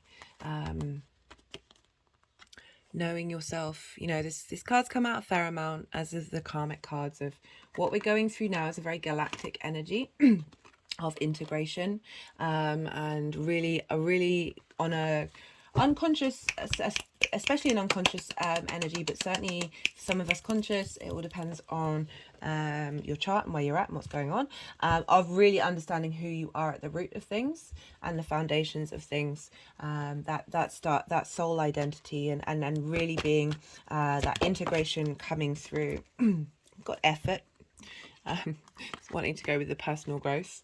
Yes, personal growth does take effort for us all. It's not an easy journey, and that's the point of it. It's about integration and being mindful and things taking time, and we can be so impatient, wanting to click our fingers, but I am personally a fan of slowly working your way through something, and then that's really embedded in who you are, rather than a snapping of the fingers. Although there is a part of me that's like, I'm very aware that there's a reality, there's a dimension out there that you can just click your fingers or blink your eyes or do whatever it is that you need to do and things magically change. But we are not currently incarnate in this reality. We are here in this 3D form. Energy is shifting, things are changing, manifestations become a lot more available, a lot more tapping into that quantum field energy where anything is available to us, and we are not working in the space of lack, but nature, right? Nature. So it's wanting the success, happy endings, promising beginnings, and nature. And it's in your nature, Libra. It's in your nature to bring these things towards you. And I'm going to leave it on that note, guys. I really enjoyed doing that reading. I hope you got something from it. And if it resonated, hit that like button. Easy for me to say. On a personal note, I'd love to hear from you. But be good to yourself, Libra. Be good to those around you, and be well until we meet again. Virgo rising. How you doing, Virgo? So you've had Mars in Cancer in your 11th house. Sorry, I've just skipped, right? For those of you who are just tapping into the Virgo energy, look to where Virgo falls in your chart. Look to the themes of that house and apply those themes to the messages coming through. But for Virgo rising, this is happening in your 11th house. This is the house of friends, groups, hopes and alliances. It's your the benefits that you reap from your 10th house of career. It's your hopes and your dreams, most importantly. It's a very positive house, the 11th house. And so Mars moving through here, as I said, you've had this for a while now. We're at the midway point. We kind of understand what Mars is doing. And so how has this been showing up in your life? Well, being able to take motivation and taking action based on your intuition, based on that very dreamlike state in your hopes and your dreams, helping facilitate them, interacting with groups and alliances that are helping you facilitate those hopes and dreams, as well as actions being taken that are fulfilling your 10th house. Because we're dealing with Mars, we look to where Mars falls in. So we look to the signs that Mars rules, and Mars rules Aries and Scorpio. And you have Aries in your 8th house. This is the shared resources, the outside world's resources. Is your give and take between you and the outside world, whether that be time, money, intimacy, ideas, passions. It's also the house of inheritance, be that 3D inheritance or cosmic inheritance, the house of transformation, and the give and take between you, not only the outside world, but also the cosmos at large. A lot of magic happens in the 12th house. So, but Mars will be impacting these signs, and themes of these signs and these houses will be showing up during this transit. So perhaps like interacting, the give and take between you and the outside world is affecting your hopes and your dreams and giving you a bit of momentum. Scorpio for you is in your 3rd house of communication. This is the house of the goddess, where we put meaning into the things we do on a regular basis, the community that we're in, the places that we go. And so we've had the South Node there for a while. You've been refining, purifying, purging out that which isn't needed, and really understanding the clarity of your voice, the transformational energy of your voice. And so Mars in the 11th, your hopes and the actions that you're taking are affecting how you communicate, affecting what you're getting from your local community, how you're responding to it, and just putting meaning into the things that you do on a regular basis. The places that you go, have a little more connection to your hopes and your dreams at this time. Because we're dealing with Cancer, With every Cancer transit, because it's ruled by the moon moves very quickly every 2.5 days or so, and so we get a full holistic understanding of all our emotional needs in every area of our life, the intuition, how we are nourished, because the moon moves through all of the signs and therefore all of the houses. The deck's being quite funny right now. So very full rounded understanding of your emotional needs and how you nourish yourself. And so, yeah, as I said, with every transit in Cancer, this is a very holistic thing. But it means like your motivations and the actions that you're taking, it's going to have a different flavour every 2.5 days. So you're just going to see the shift and change in that on a regular basis. I recommend looking to where Mars and your moon fall in your chart, because this will add a personal layer of understanding to this transit for you, what's going on. Right, I am going to be talking, there's going to be 3 piles, and 2 of those piles will be aspects, and the third pile will be how these energies are manifesting and moving forward in this area of your life, what you're seeding at this time, this raising of energy, this integration energy, and how that's going to be affecting you in the long term. So the first aspect, this is happening on the 29th of April. Today is the 29th. I do apologize. Mercury retrograde meant that I meant this to only be 2 parts, but yesterday when I was recording, my phone stopped recording about 6 times, and it was generally the energy. I was just like, no, I'm going to have to do this on a separate day. Lots of things have been going on for me, so it's meant I've not been able to get these transit videos out sooner. I do apologize. However, you are not going to miss out on the energy. You're not going to miss out on the messages that are coming through for you with this particular aspect. We will feel this in the lead up, and we will feel this afterwards. When I talk about aspects, it's the exact point of the aspect, and as I said, we feel them in the lead up, we feel them afterwards. This can show up very loudly. It can also be clues and understanding of how this energy is being seeded, as well as you may not necessarily notice it at all. Especially I've noticed with Mars being in Cancer linked into our dreams, that it's often that's when a lot of the integration happens, and we wake up the next day just feeling a bit different, and that's because the energy is being seeded and integrated on an unconscious, subtle body level. So on the 29th of April, we have an exact sextile with Uranus. And this is at 18 degrees. I mentioned the degrees so you can check your chart and see if you have anything aspecting these things, so they may show up a little more loudly in your life. And so Uranus is in Taurus, a fellow earth sign. So this is trining your earth energy in Virgo. And this is in your 9th house of your higher perspectives, the house of the gods. This is linked into morals, ethics, philosophies, your view of religion, spirituality, nature, science, whatever it is that are sort of your guiding big lights of your bigger perspective of how you map yourself out in this world, in this universe, and what it is that you strive for, how you embody that. And no, I didn't want that one. It's the King of Pentacles. We'll see if that one wants to come out again. And so Uranus is being moving through here, being a bit disruptive, helping you think of unique maverick ways of mapping yourself out in the world. It's been here since 2018. So it's a long transit with Uranus. Uranus, as I said, can be a bit disruptive. And really help, its intention is to help you be comfortable being your unique self. And it will be disruptive if there are tensions in your life that have been blocking that, and that's when it's more things get broken down. But other than that, it's very innovative, very inventive, very eureka moments with Uranus, sudden things changing, things being flipped on its head. And this sextile with Mars, so between your hopes and your dreams and how you map yourself out in the world.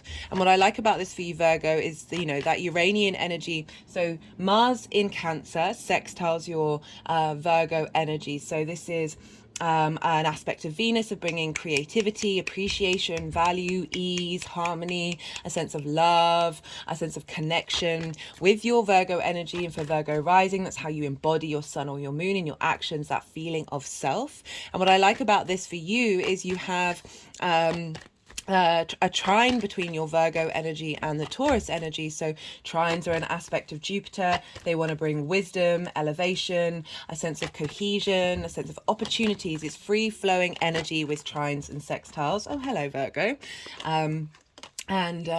So you've got a lot of support here of just thinking very creatively, the sense of innate wisdom here coming in from Uranus with Mars all combining with your Virgo energy. So Uranus and Mars are sextile each other, which, as I said, is an aspect of Venus. It's a benefic planet, so it's easy, free-flowing energy. Earth and water are bound by gravity. They are receptive yin night signs. There's a sense of contemplation, a sense of strategy. There's an observation here of just drawing things inwards. And so between Mars and Uranus, of Mars wanting you to take action in terms of your hopes and your dreams, and Uranus wanting you to be your authentic self and how you see yourself in the world. The ninth house is also a place of higher learning in terms of mastery of something that you've done for a long time. It can be absolutely anything, but it's sort of a culmination point when you have transits here, or facilitating that. It's also about traveling somewhere into an environment that is unfamiliar to you in order to change your perspective. So for me, this house is perspective, right? The more that we understand something, the more that we can integrate and widen our nuanced idea of what's going on in the world and who we are in it. So a lot of eureka moments, very creative energy happening. As I said, helping. Uranus wants you to be your individual self. Mars is also very independent energy, wanting you in this sign of the moon, of really helping facilitate your intuition based on your true hopes and dreams. So a beautiful combination here. We've also, for you Virgo, this is important, the moon at this exact sextile will be at 0 degrees of Virgo, when planets and celestial bodies are at the 0 degree point of every sign. Very potent energy, and it will then move into a trine with Uranus and a sextile with Mars. So that will be when it hits 18 degrees. So again, we've got your moon, the moon, which is how we nourish ourselves, our emotional needs, the sense of safety and security, our intuition is going to be very loud in how you take action. I find the moon moving through the first house can often be highlighting where you're not being seen, how whether you are able to embody your actions and your deeds. But because we're dealing with trines and sextiles here in earth and water, and because for Virgo rising you have an earth ascendant, it means that your ability to harness the earth and water signs is a lot stronger, and so you've got a lot of support here of really being able to understand how you want to be seen, how others may see you as well, but also how, most importantly, how you embody your sun or your moon, those actions that you're taking that are facilitating your sense of independence in the world around you, and how you feel about that, how you value that with Taurus. And Mars in the moon in the 11th house, very positive house of taking action, really linked into your core emotional space for the long term as well, because as I mentioned in the introduction, Pallas Athena, the asteroid, is there in Cancer, and she is really helping facilitate Mars's response mechanisms in terms of the long term. She was linked into wisdom and strategy, so we've got a lot of support here for whatever's coming up emotionally, to be able to move through it very quickly, understand why, and then be able to facilitate that from a higher frequency. So following this, which I'm not pulling cards for, but I want to let you know what's going on. That's funny because this card nearly, like, I felt the energy of this card sort of half come out. It was at the bottom of the deck at some point, and I was like, should I mention that? But here it is. So on the 5th of May, we're going to have the final eclipse with the nodes being in Scorpio and Taurus. This is a full moon eclipse in Scorpio. This is a lunar eclipse. And so this is very potent energy, just generally because we're dealing with eclipses here. But more importantly, because we're dealing with the moon and Mars is in Cancer. So what's going on with the moon is impacting what's going on with Mars. So in your 3rd house of communication, this is a culmination. This is an ending, but opening up a new portal for us to walk through, having culminated all that work that we've been going on with. Eclipses can show up really loudly at the time, or, you know, it also takes a while to integrate as well. There's a longer cycle with eclipses. But this energy of this full moon, this completion in how you communicate and what it is that you need and want from your local community, and how you operate on your day to day, and the meaning that you put into it is culminating here. And that energy is feeding into Mars, into your hopes and dreams of like how you communicating those hopes and dreams from a place of true transformation. Not only that, but the Scorpio is ruled by Mars, and therefore the moon is in Mars's sign and the Mars is in the moon's sign, and this is called mutual reception. And this is when these energies are like there's a really strong connection between the two. They're in each other's signs, they're sharing resources, they're basically facilitating each other's journey. So we've got a real strong Mars and moon energy at this time, which is going to impact the rest of Mars's journey of like, right, we've moved through this portal, where are we heading, what are we doing, how are we integrating all of that. On the 7th of May, 2 days after this, Venus is going to move into Cancer. So again, you've got another personal planet in a very positive house. And so this can show, I will be doing a separate transit on Venus, but just want to let you know, like, you've got the your motivations and passions and drive of Mars combining with the energy of Venus of how do you feel about it, do you love it, do you appreciate it, what it is that you value. And Venus moving into the 11th can just make you be able to communicate your hopes and dreams a bit better. And there's a more engagement of that very dreamy side, that very sort of that pleasure principle of being able to really love what it is you're hoping and dreaming about. Really enjoy being in those groups and alliances that are facilitating those hopes and dreams. So I just wanted to let you know that's what's going on, because then we've got the second aspect. All of this will be in the description box. I know it's a lot of information, but it will be there for you to access and then perhaps write down in your diary and see what comes up around this time. The 15th of May, this is when we have a beautiful trine between Mars and Neptune. This is happening at 27 degrees of both of the signs. Neptune is in Pisces, and for you, that is in your 7th house. That is opposing your Virgo energy. And that is in your 7th house of intimate relationships. This can be business, romantic, friendship, and this is the intimate people in your life, whether that's like a business partner, clients that you work with on a one-to-one basis, also your friends who are very near and dear to you, and those sort of long-term, more committed, intimate relationships that you have. It's linked into contracts, and that is because marriage was a contract, still is actually, to be fair. And so Neptune's been there since 2011, helping us be dreamy and mystical, relationships that you've come across maybe embodying that, or your need to connect to sort of very it can be that fantasy of what relationships are and seeking it and striving for it. It can lead to delusion and sort of foggy sense, but with this aspect, because it's a trine, which is an aspect of Jupiter, Jupiter wants to bring wisdom, cohesion, elevation, a sense of expansion. It's like inner wisdom, and this understanding of the wider perspective, and that's why it's kind of linked to, it's a benefic planet, but luck and opportunities, and that come that way when we have more innate wisdom of who we are, and so our frequency shifts, so opportunities can come up with trines. There's a sense of generosity here. They're in the same element, so they're able to share resources really easily. Very, very free flowing energy that isn't in conflict with one another. And so Neptune in the 7th with Mars in the 11th, right? So with Neptune, I've mentioned this in several of these readings, is like I broke down Neptune for the Saturn in Pisces transit video. You've also got Saturn in Pisces, giving a strength of authority and form to the dreamlike energy of Neptune. But with Neptune, it's been there since 2011, and it is very much linked into the film industry or other modes that bring in different realities into your own reality, because it's very boundlessness. I link it into the creative creator energy, the quantum field that we can access, all the frequencies, all the dimensions, all the time frames that we exist in this moment.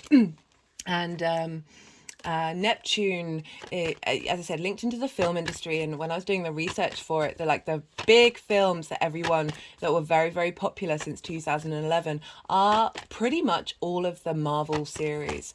And with that, it just really made me laugh that the Marvel series is essentially all these different individuals coming from different realities to work together to help save the world.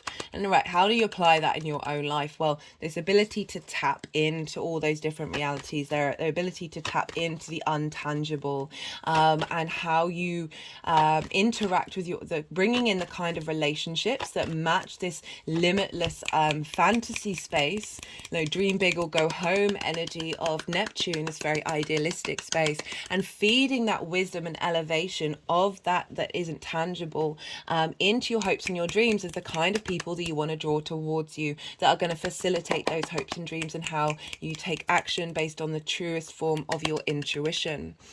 At the same time, we have a square between Mars and Jupiter. Jupiter will be at 29 degrees of Aries and Mars is at 27. We're not going to get an exact square because Jupiter the next day is going to move into Taurus, but it's still very close in degree, and so very, very potent energy here. It's even more potent because 29 degrees was the same degree as the hybrid eclipse, the second Aries new moon that we had on the 20th of April.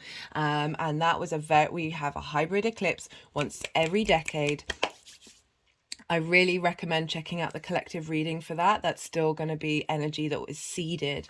But in a nutshell, soul integration, bringing all the parts of our soul inward, all the different past lives and future lives coming together and working in harmony internally. And that energy's been seeded. It may have shown up for you quite loud in your life. But it's seeding that energy, and we're now, a lot of the readings have been about karmic completion, soul contracts that we signed up for that we fulfilled, and now new contracts are coming in. And I love Jupiter hitting this exact degree point in this aspect to Mars of Jupiter and Mars. This is a square, so squares can bring about conflict, drama and frustration, and these things, or competition, and these things are all energies for you to understand and work with, and then shift that frequency, because the square is also about friction.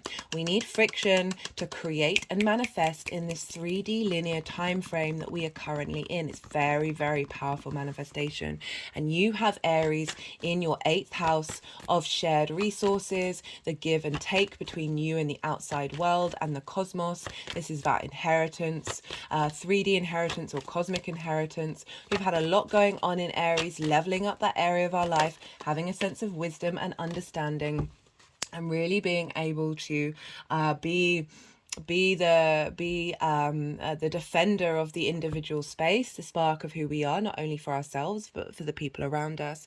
And so you've got this square with the give and take between you and the outside world, as well as your hopes and your dreams, but friends, groups and alliances. So this square can bring out opportunities. Jupiter and Mars is the really embodying the spiritual warrior, and opportunities coming in to give a sense of elevation to the relationship that you have with the outside world that is fulfilling the actions that you're taking to fulfill your hopes and your dreams.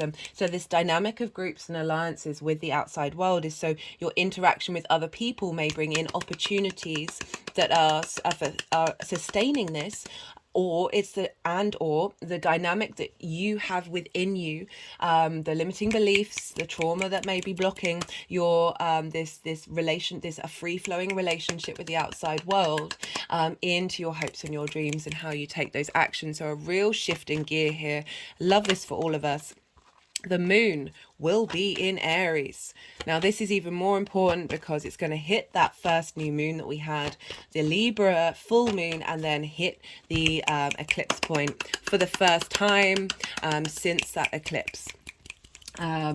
So potent stuff of highlighting your intuition with the outside world, the universe, the cosmos. Lots of magic happens in the 8th house, as well as bringing in energy that fulfills your emotional needs and how you need to be nourished.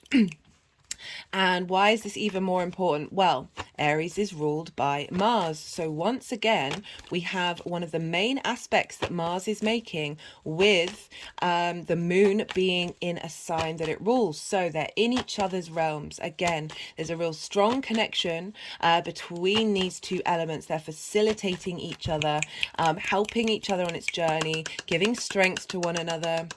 This could show up when it hits the square with Mars of being combative, there's drama here, there's emotional frustration. As I said, all of these things are coming up. We're able to purge through them, clear through them very quickly, and then be able to flip that energy of you being able to manifest and with your intuition, with the moon, of how your hopes and dreams are taking action.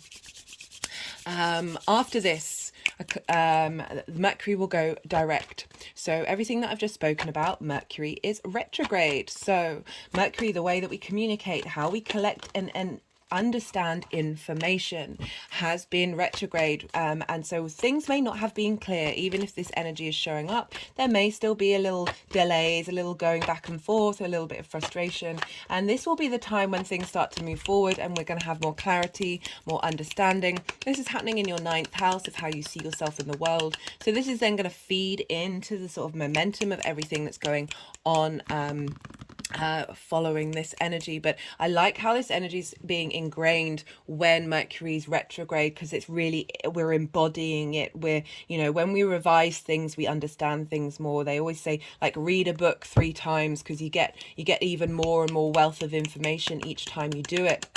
And that's kind of what retrogrades are about, is like really helping you integrate this energy.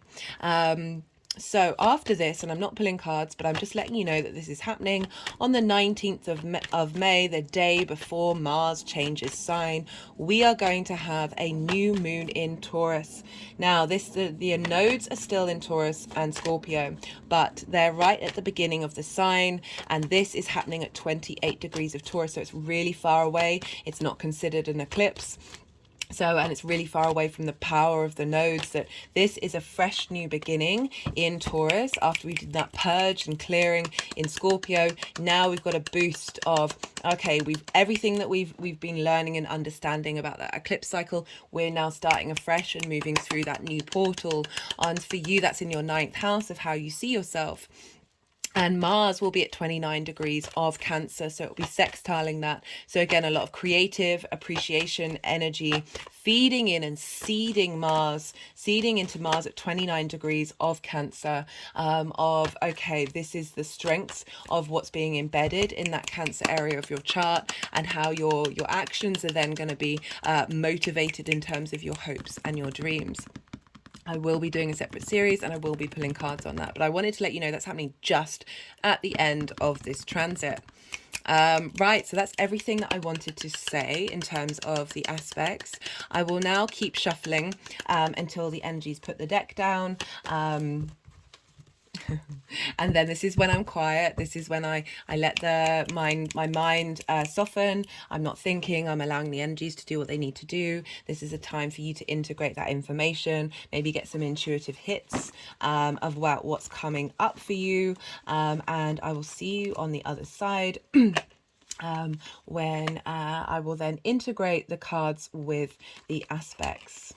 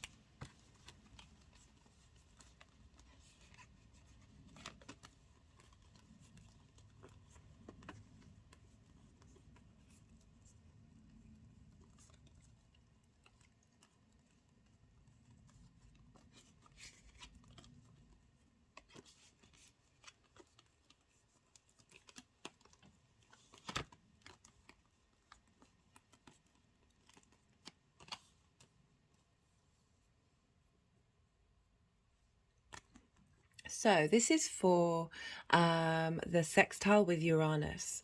And so it's for a lot of the readings, it's being sort of highlighting with what you've been working through in terms of Uranus and Mars.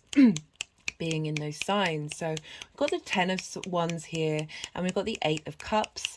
The 10 of Wands, you know, kind of implies a sense of burden, this being weighted down, this sort of heaviness, perhaps, in terms of not only how you see yourself in the world, but the weight of those hopes and dreams, and not feeling like there's, you know, not being able to see the sky and feel the joy of those passions. And we've got the 8 of Cups, which implies going on a journey, and we've got these cups, they're all upright, and it's about leaving something comfortable in order to go climb the mountain. But when this card comes up, I always talk about how the trauma responses and habits that we have are comfortable for our mind, are comfortable for us, and but they may not actually suit us. They keep us feeling safe and secure in our boxes and not allowing us to go and find a new perspective. So it's kind of saying that with these transits, you've been going on this journey, you've been off exploring, you're up at the top of the mountain. Because we have these energies here of the High Priestess, the 5 of Pentacles,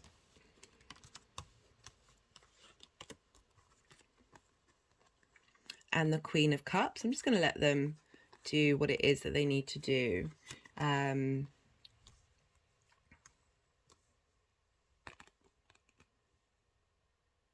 So I'm feeling like this is the Uranian energy that's coming through, and here is the Mars energy, because you know, the High Priestess, this is, you know, Uranus in an Earth yin night sign, and this is about knowing your own innate power, and knowing that you can draw anything towards you.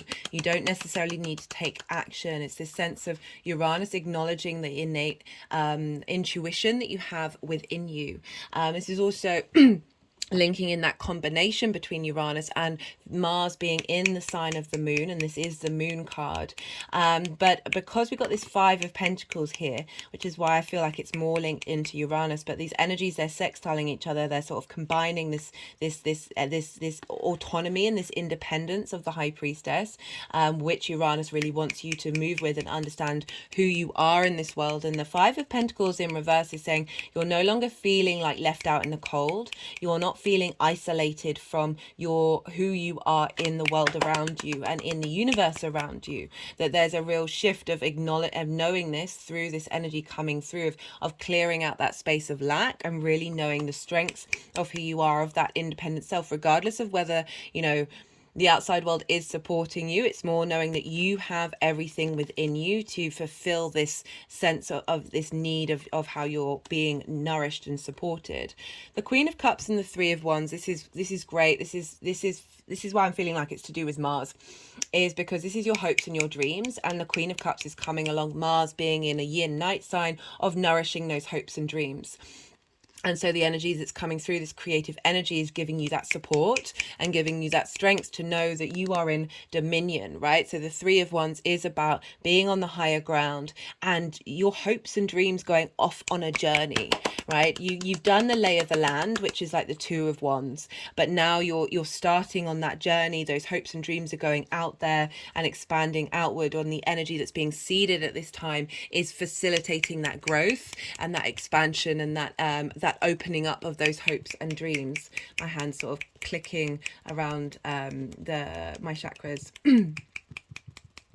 you know, because you've got this 8 of Cups here, of like, you've been doing the work, you've been going on that journey, and Mars and Uranus are facilitating that. Like, for a lot of the cards, a lot of the readings, there's been quite a lot of difficult cards for this particular aspect of like, this is what's coming together. You don't really have that, Virgo. I mean, Virgo, I have to say, you've been having some really clear readings that were sort of going, you've been working through this stuff, and now you're really out the other side. We've got the 9 of Pentacles and the Ace of Cups as the crowning energy. So the 9 of Pentacles, so this is very sort of Mars and Uranus being in yin night signs, but particularly Mars, because we are focusing on Mars here in a water sign. So this is they're both very independent energies. This is the most independent person in the deck. They've made decisions, they've cultivated making decisions to help bring in this space of abundance, to help their long-term goals, and it's about thinking in the long term and really knowing where you're headed and what you're doing. And I love that you got the Ace of Cups crowning that. It's like a renewal, a sense of abundance when it comes to what it is that you're trying to manifest. We've also got the Dove of Peace with the Ace of Cups, which is sort of highlighting a ease, a flow, a sense of being at rather than that Five of Pentacles upright, which is feeling not supported. Not in that space of abundance. I love how that's really showing up. Yes, you've cleared that, that's transforming, but more so it's elevating, it's expanding. There's real growth here of that sense of abundance that's being seeded here, because this is creative energy. So this is like how bringing in that energy of combining that for you in the long term. We have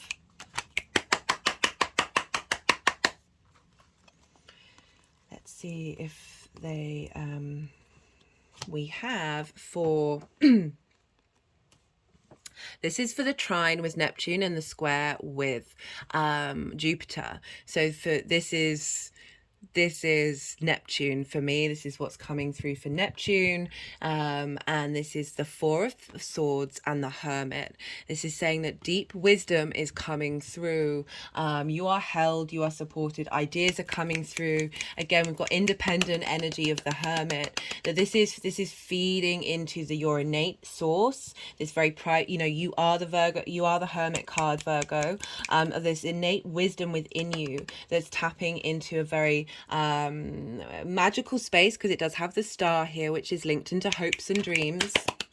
That through a sense of meditation, a stillness, lots of wisdom's going to come through that's going to facilitate your understanding of your hopes and dreams and how they're going to manifest. And then we've got for the Jupiter energy, a real shift in dynamic here. So we've got very sort of bluish cards of that Neptunian stillness, and then we've got for Jupiter being in Aries, we've got the Aries card coming up here, a very yang day sign taking action. We've got the Strength card. This is about bringing into balance our emotional needs, our instinctive responses with our cognitive higher mind, and bringing them into harmony and balance through love and kindness. There's a sense of inner strength here. And the other word for this in the Thoth Tarot is lust. And this is lust for life, and really being able to appreciate the 3D realm when we are in a state of balance. We are more than one thing. We are nuanced beings. And so this square with Jupiter is highlighting, this sort of the balance between you and the outside world.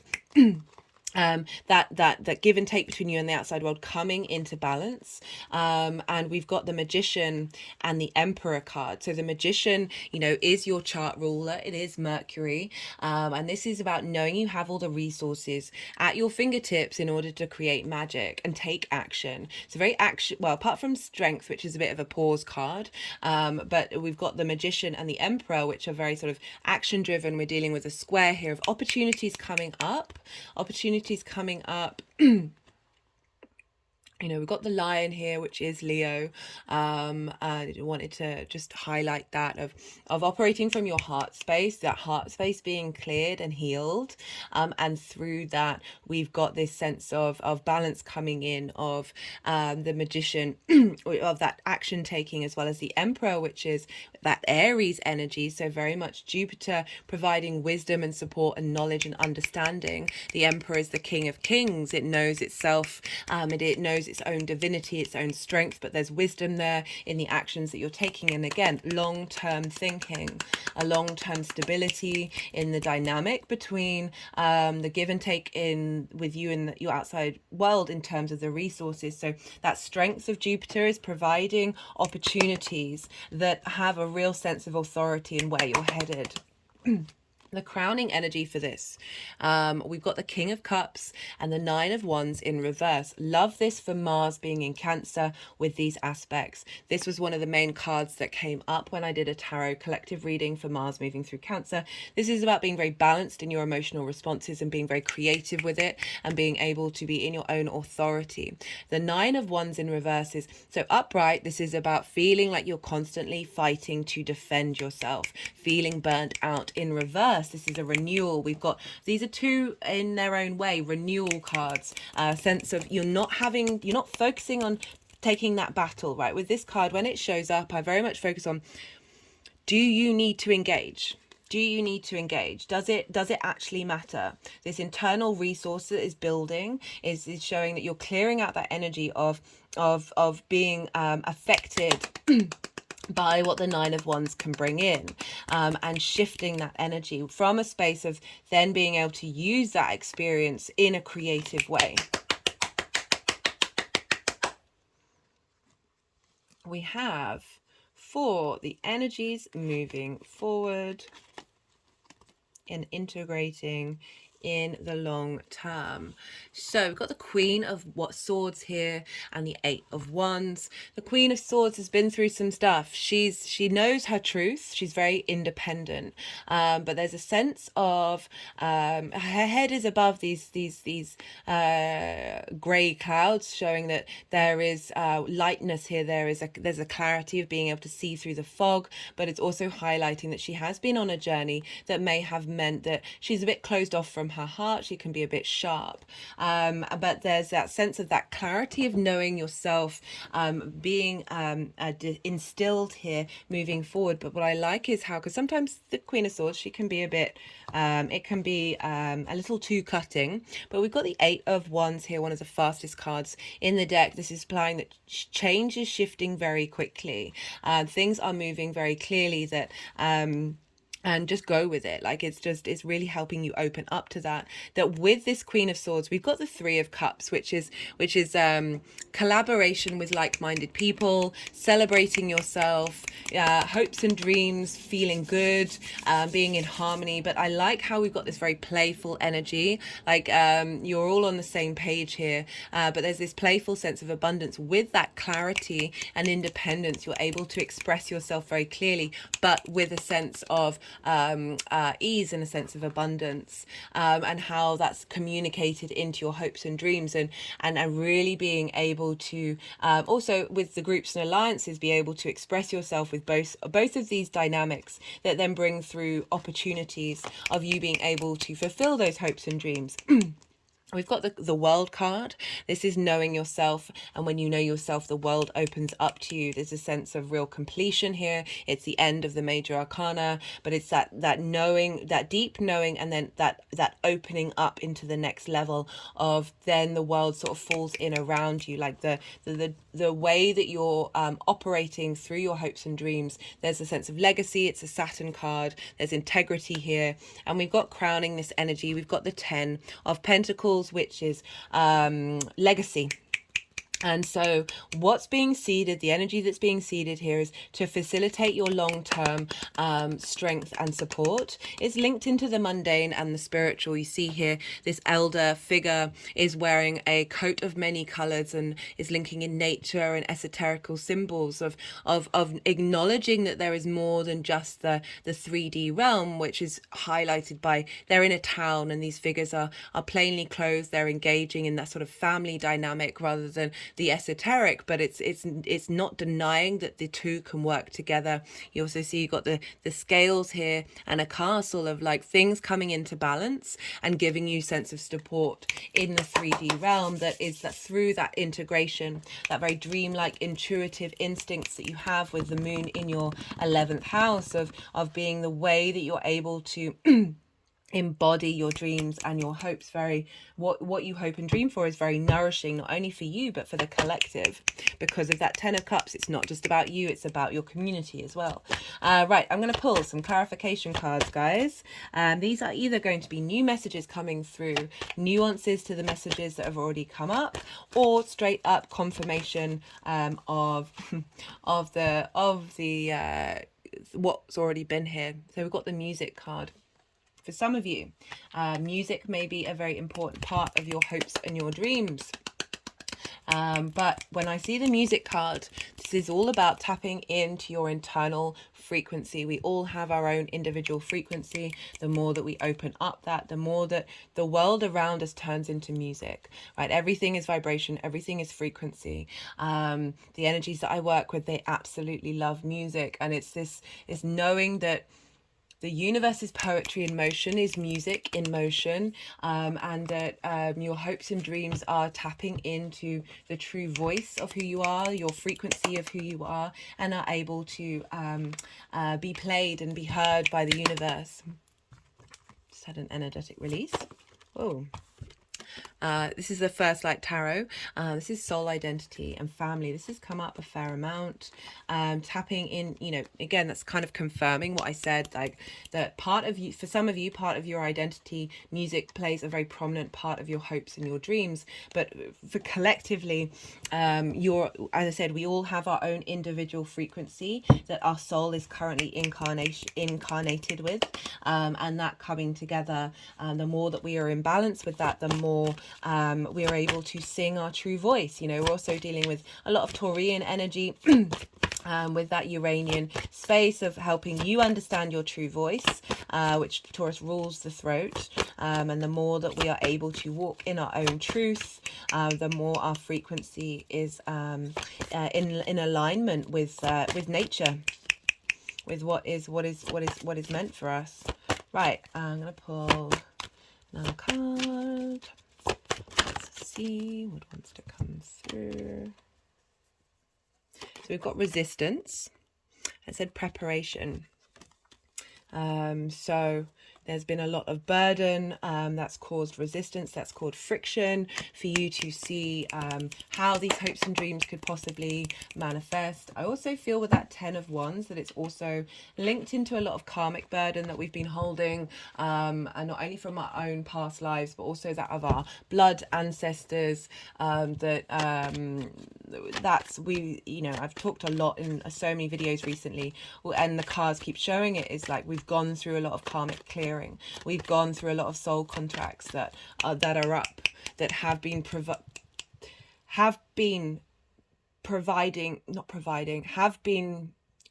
bringing in the energy of resistance that's getting in the way of, for a reason, of getting in the way to the music of our voice.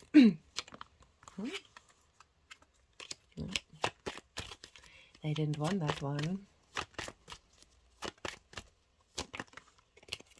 Got enthusiasm, Sun in Sagittarius. Feeling good, feeling excited, feeling happy about this connection, this growth, this expansion. Pretty straightforward card, that one, but nice to see that that's sort of confirming. Interestingly, we've got loss come out here, which is Saturn in Pisces. I don't necessarily agree with that energy, but so it's gone with the chrysocolla crystal, which is a Taurus crystal, of working through loss of understanding yourself in the universe.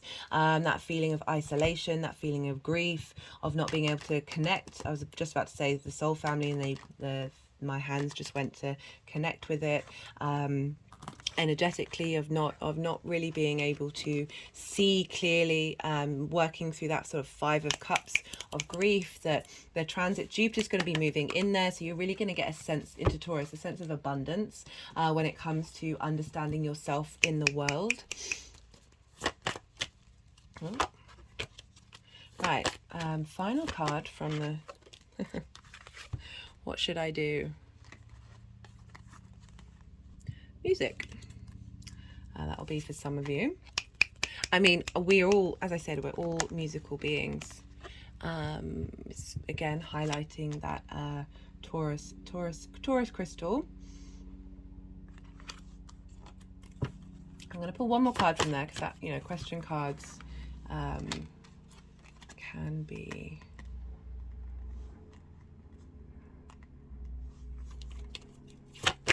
I mean, also the music of joy of existing, just because it's focusing on that Taurus energy. And the Taurus is the tangible individual space that we hold with the 3D world, our senses, our physical body, enjoying the pleasures of life, and the frequency in which we emit when we do that reverberates out into the world and into the collective.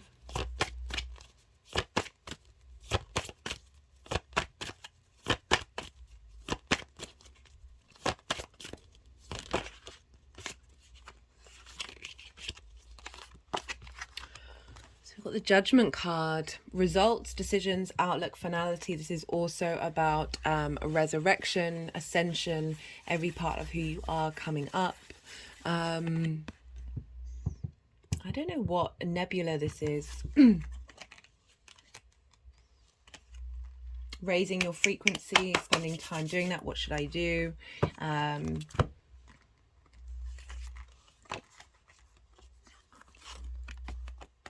Okay, so this was a message that came through, I think it was for Sagittarius or Pisces, that this, and you might want to screenshot it, might be somewhere where your soul came from.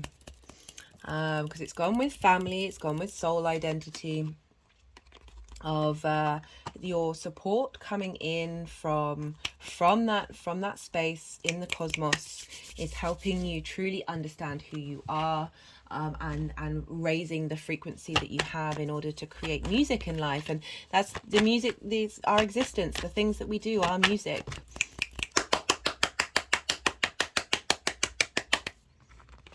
As I said, we need, friction and vibration are the key fundamentals of this 3D linear universe.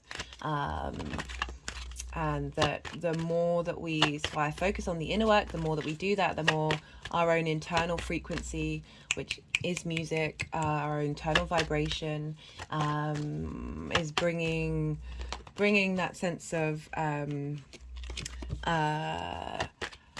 enthusiasm out into the universe, of existing purely for itself. Right, final message for Virgo. Got nature, being your true nature, getting into your, I think I said the word nature actually. Maybe getting into nature might really help you bring in this energy even more. You Virgo, you are an earth sign, and the healing modalities, I'm going to leave it at that, Virgo. I really enjoyed this reading. I nearly said meeting. Thank you for being here and sharing your time and your energy. It really does mean a lot to me. If any of this resonated, hit that like button. There are other things that you can do. I really appreciate the interaction on the channel to not only help the algorithm push this out there, but also on a personal level. I love hearing from you. I love hearing how the astro weather is turning up. It just makes me laugh at how exact it can be. It's just a wonderful thing. Be good to yourself, Virgo. Be good to those around you. And most importantly, be well until we meet again. Leo rising. How you doing, Leo? So, for those of you just tapping into the Leo energy, look to where Leo falls in your chart, the themes of that house that it's in, and apply those themes to the messages coming through. Take what resonates, leave what doesn't. But for Leo rising, this is happening in your 12th house. It has been for the past month. We're at the midway point. So you may have an understanding and a feeling of what Mars is bringing to the table. But this is in your 12th house. So this is the hidden house, the house of mysteries, your unconscious space. This is also linked into depression, loss and grief. It's a heavy house. It's where we contemplate the ideas of who we are. It's linked into trauma, limiting beliefs, but also a lot of magic, because underneath all of that is our soul and our ability to tap into our personal magic.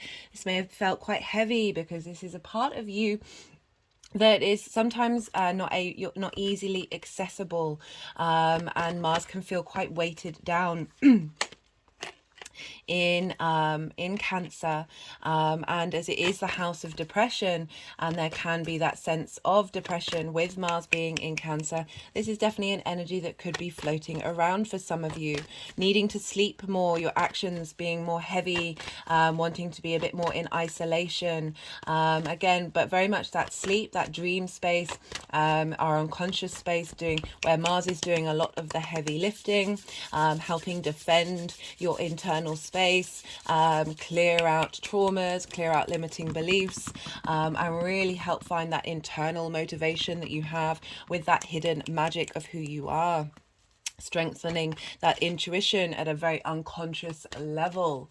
My head has just rolled back. Right, and this is the reason why I find that say that this might feel, speaking of rest, the reason why I say this might feel a bit difficult, because this is inverted to your Leo energy, and inversions, like, it's not, the communication isn't as accessible by traditional aspects. So they're right next door to each other.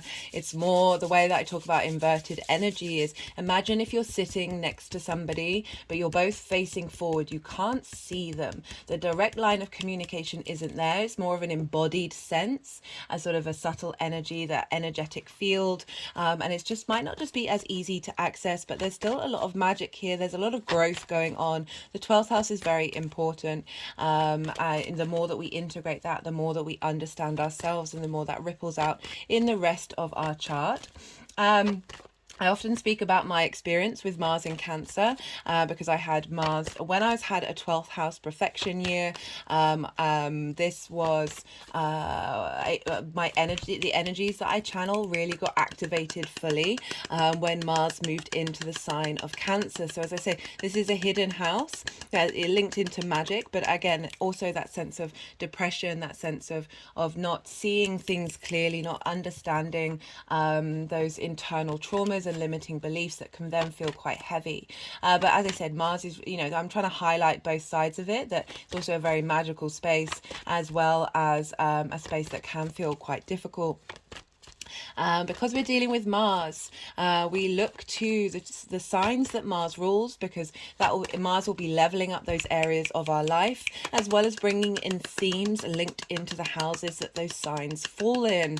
So for Leo rising, this is Aries that Mars rules, and Aries is in your 9th house. It's a fellow fire sign, and this is your 9th house, how you see yourself in the world and in the cosmos. It's your big picture philosophies, how you interact. It's traditionally the house of the gods, how you interact with the divine, what's important to you. This is about perspective, morals, ethics, philosophies, religion, spirituality, your connection to nature, your connection to science, however that manifests in terms of the big picture ideals that you have for yourself in the world, and also the world at whole. It's also linked into foreign travel, in terms of immersing yourself in a land, staying there for a while that is unfamiliar to you, in order to broaden your perspective. It's the house of learning and teaching, higher mastery of something, whatever that may be. And then, the more that we understand something, the more that we broaden our perspective, and then are able to share our perspectives with others. As I said, themes may crop up around this, that Mars is instigating, as well as just generally leveling up this part of your chart. Also, Mars rules Scorpio. And for you, Leo rising, you have Scorpio in your 4th house. This is roots, foundations, ancestors, lineage, parents, the roof over your head, and the things that you do in private. So again, this area of your life will be leveled up, as well as themes linked into things coming up linked into those themes for you. Because Cancer is ruled by the moon. Whenever we have a transit in Cancer, we get a very holistic understanding of what that energy really wants to do. So the moon is governing Cancer, and so will affect Mars and your motivations and drives and actions that you take, the passions that you have, your magnetism is being fueled by the moon transit. It moves every 2.5 days or thereabouts through each sign. So each area of your chart is getting activated, and therefore funneling into your motivations and drive. So you're uncovering probably a lot of trauma responses and limiting beliefs that are being cleared out at this time. I've spoken quite a lot in a lot of the recent transits that we really are clearing out old soul contracts, karmic completion. We've done those things are fulfilled, and now we're opening up space for new contracts. The Aries new moon that we had on the 20th, that hybrid eclipse, was very potent in terms of soul integration. So that was very much Aries energy as well. And the moon is now moving through Cancer, moving through the signs. It's already gone a cycle, and now it'll go through another cycle, and it will sort of be highlighting how you nourish yourself, how you nourish others. My hands have just gone over my heart chakra. It's our emotional needs, our unconscious response mechanisms. So having Cancer in the 12th is really those things being very hidden from you and can sometimes be quite hard to access. But this transit is very much through your actions and what you're doing, what you're motivated to do, is facilitating the integration of this clearing out that we're engaging with, and really harnessing your intuition from a deep space of magic. Right, so there are going to be 3 piles. The first 2 piles are aspects that I'm going to be talking about, and the third pile will be how this energy is all culminating together, integrating in this area of your life, in order to, that's what's being seeded to move forward and elevate. So the first aspect is happening on the 29th of April. So for those, a lot of you, I've had issues.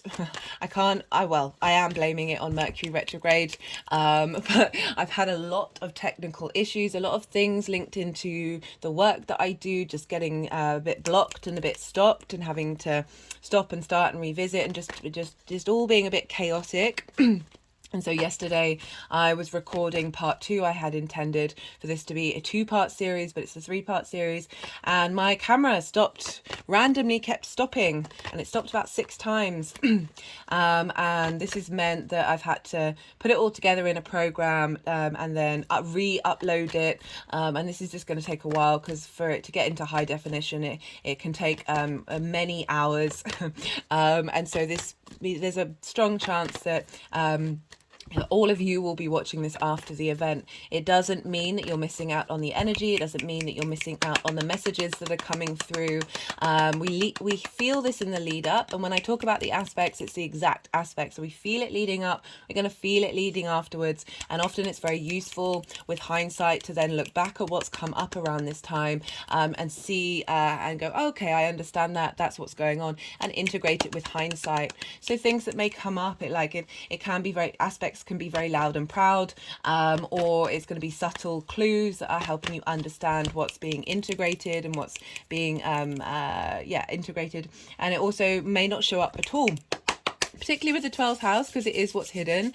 I've talked about how with Mars being in Cancer, our dreams is where a lot of the heavy lifting is being done, and so this may just either turn up in your dreams, or turn up you might not even consciously notice it at all, but it's still integrating on a subtle body level. So the 29th of April, this is when we're having an exact sextile. That was the King of Swords. We'll see if that wants to come out. An exact sextile between Uranus in Taurus at 18 degrees and Mars in Cancer at 18 degrees. I talk about the degrees, and everything is in the description box, so you can go check it out. So you can look at your personal chart and see if you've got anything aspecting these points, which might mean it shows up a little bit louder in your day-to-day. So Uranus has been in Taurus in your 10th house, Leo rising, for career, life purpose, and how the outside world sees you, being potentially very disruptive, but also bringing in maverick new ways of interacting, of how you embody yourself in your life purpose. What do you feel about it? And Uranus really wants you to be comfortable expressing your authentic self. So this has really been facilitating the direction that you're heading in, and being able to be okay with being different. We're all different, and we're so often in society, because of power structures, we're asked to conform, and we are very tribalist in the way that is something that as a default we link into, because that's meant we've been able to survive. But we're in an environment now where we can be the individual while still helping the collective. Mars and Uranus are very independent energies. And they can both be disruptive. Uranus tends to flip things on its head, and that's why it's very unique. Innovative and inventive, maverick, eureka moments can come with Uranus. And Mars, like, you know, very independent energy, wants to do its own thing, wants to take action based on itself.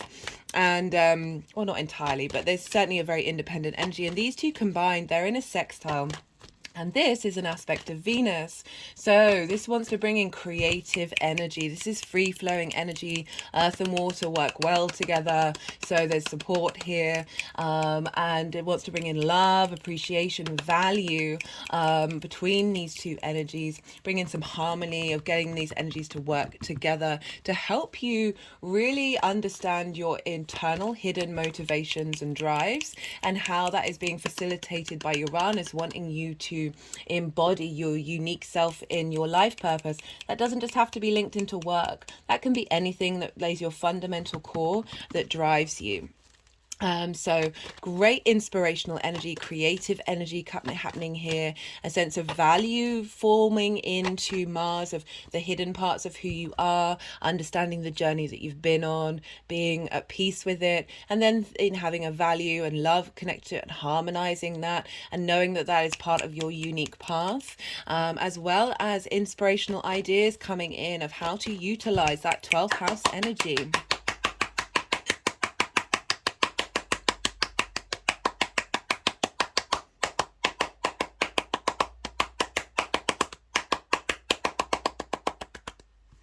The moon at the exact point of this sextile will be at 0 degrees of Virgo. You have Virgo in your second house of your resources, how you value yourself, the things that you value, how you bring in your money, and how you manifest. So very potent energy here, feeding into Mars, of getting Mars, because what's going on with the moon is impacting Mars's actions of getting this connection between Uranus and Mars in line with you and how you value yourself and how you bring manifestation into the world and how you make your money. So like really instilling into Mars this sense of what you're doing and where you're going is based on this deep innate knowing of your value. The moon will then move, I think it will be the next day, into a trine with Uranus. So your values, how you make money, the moon, your intuitive needs, your intuition, how you nourish yourself, what it is that you need. Trining, this is an aspect of Jupiter, bringing wisdom, elevation, cohesion, a sense of expansion and understanding, opportunities coming in, with Uranus in your 10th house of your career. So your values, how you value yourself, informing Uranus of how you embody yourself in a unique way in your life purpose. And it will also at that point form the sextile with Mars. So again, another sextile, another formation of Venus, of bringing in love and appreciation of yourself. And because whenever I talk about the second house, it's about getting to know the core value of who you are through those limiting beliefs and those traumas. So I like how Mars and the moon are talking to one another of, right, now we've cleared out some soul contracts, now let's raise this frequency up, now let's get into understanding the true needs of who you are from your soul. My hands keep going over my heart chakra. Following this, and I'm not pulling cards, I will be doing a separate video series on this for the final eclipse that we're having with the nodes being in Scorpio and Taurus. This is on the 5th of May, and so this is a full moon lunar eclipse in Scorpio, and for you, you have Scorpio in your 4th house of your roots and your foundations, your ancestors, your lineage, your parents, the roof over your head, the things that you do in private. The reason this is big, important, this is a culmination, this is an ending in order to start a new beginning after we've had that big shift and change with that hybrid eclipse in Aries, now we're culminating. Eclipse is a very, very big energy. This could show up on the day, or this may come later on, because the eclipse cycles are a lot longer. It all depends on your chart and what's going on with you. But I just wanted to let you know why this is important, is because it's dealing with the moon, and the moon is ruling Mars. So this energy, this intense eclipse energy, is feeding into Mars at this time. So your home, your roots, your foundations, the structure that you need and want, is feeding into the hidden parts of who you are, the magic of who you are, of being like, right now you've been seeded with this energy. Now Mars can take the energy of defending you, your core self, and again, like really clearing out that emotional connection with trauma responses and limiting beliefs. And it's even more important because the moon is in Scorpio, and Scorpio is ruled by Mars. So we've got the moon and Mars in each other's signs, and this is what's called mutual reception. So there's a direct energy line between them. It's very strong. They're basically helping facilitate each other's journey. They're sharing each other's resources. And they're giving strength to one another. So now Mars, is really getting a double boost from the moon, not only from the moon generally, because we're dealing with the Cancer, but because the moon is in the sign of Mars. So very strong, potent energy, and it's an eclipse. 2 days after that, on the 7th of May, Venus is going to move into Cancer. So for those of you who might have been struggling with Mars being in Cancer, Venus is coming along and really lifting the energy, giving a sense of appreciation and value to what's been going on. She wants to move with grace and harmony. She wants to clear up any stuck energy. She really wants to harness and give a sense of appreciation and value to your intuition. So Mars is now going to be, having the influence of Venus there. So just adds a lightness to that energy, very, being able to appreciate your dreams and the floaty intuition that you have moving around right now. Following that, on the 15th of May, we have a really lovely combination of aspects. We have a trine between Mars in Cancer and Neptune in Pisces. They will both be at 27 degrees. So a trine is an aspect of Jupiter, and this wants to bring wisdom, abundance, elevation, cohesion, a sense of expansion, opportunities. It can be very lucky energy, but that's because Jupiter is very much linked into inner wisdom, and the more that we have our own understanding of our inner wisdom, the more our frequency changes. That brings in these opportunities, brings in this ease, this free-flowing energy. And so Neptune in Pisces is in your 8th house. This is the house of shared resources. This is the give and take between you and the outside world. This can be time, money, things, intimacy, energy, all of this. It's also linked into inheritance, 3D inheritance or cosmic inheritance.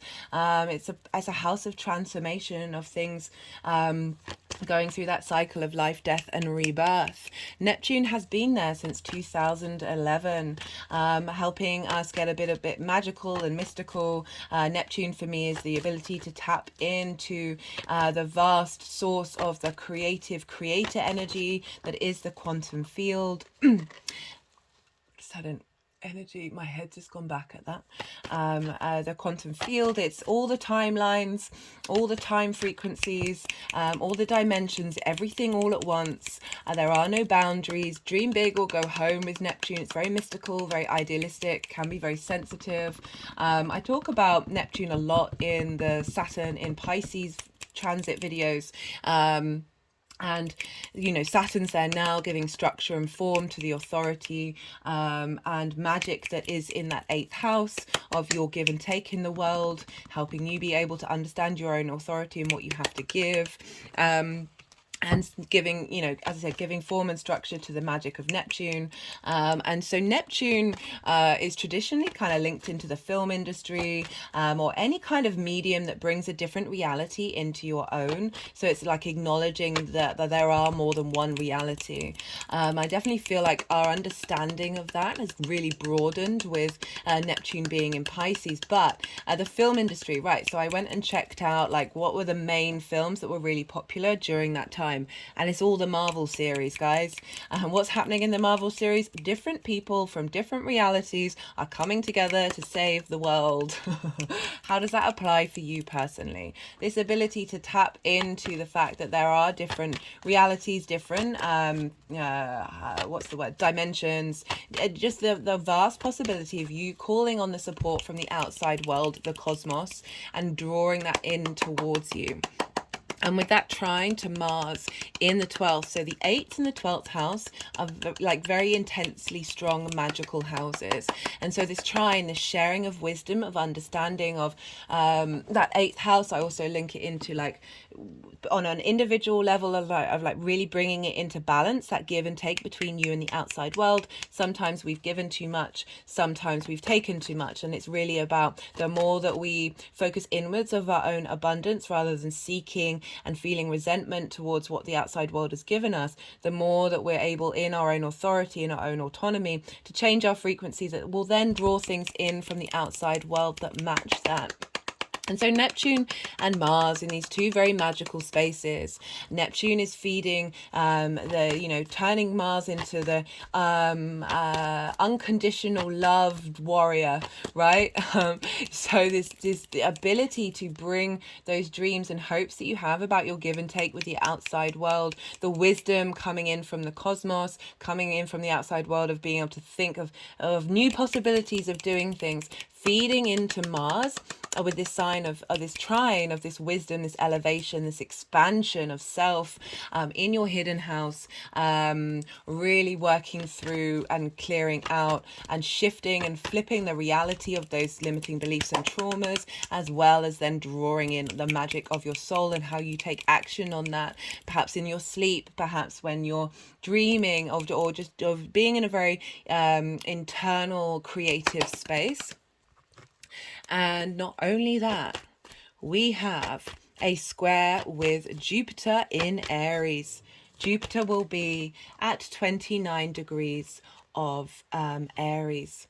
And this isn't an exact square because Jupiter's then going to move into Taurus the next day. Mars is at 27 degrees, but it's still 2 degrees. It's still a very close square.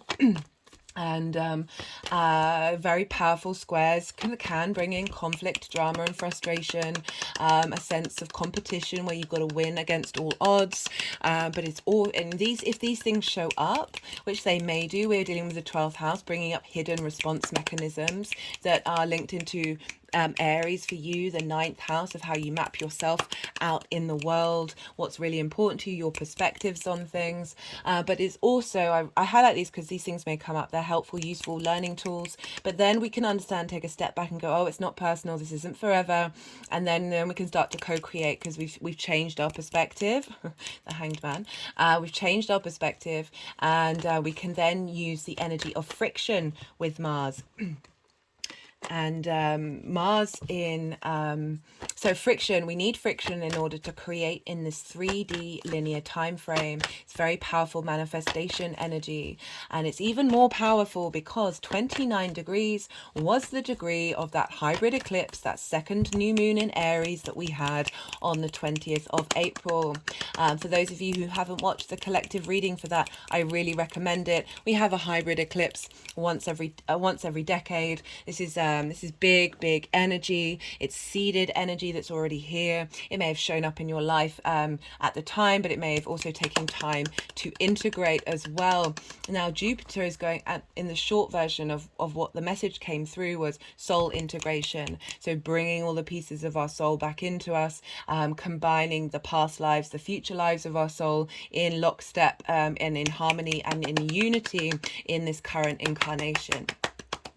So Jupiter is now activating that eclipse point in a square to Mars. So your perspectives, your sense of teaching and learning, this sense of wisdom and abundance and growth happening here, fueling into that eclipse point. Oh, it makes me feel really good just thinking about it. And it's squaring Mars, helping bring opportunities for you to understand your true unconscious motivations and the magic within that, in terms of how you see yourself in the world, clearing out past traumas that may have blocked those limiting beliefs that may have blocked how you see yourself in the world and the value that you have. We all have value, and we all have something to share, and we all have something to learn and grow.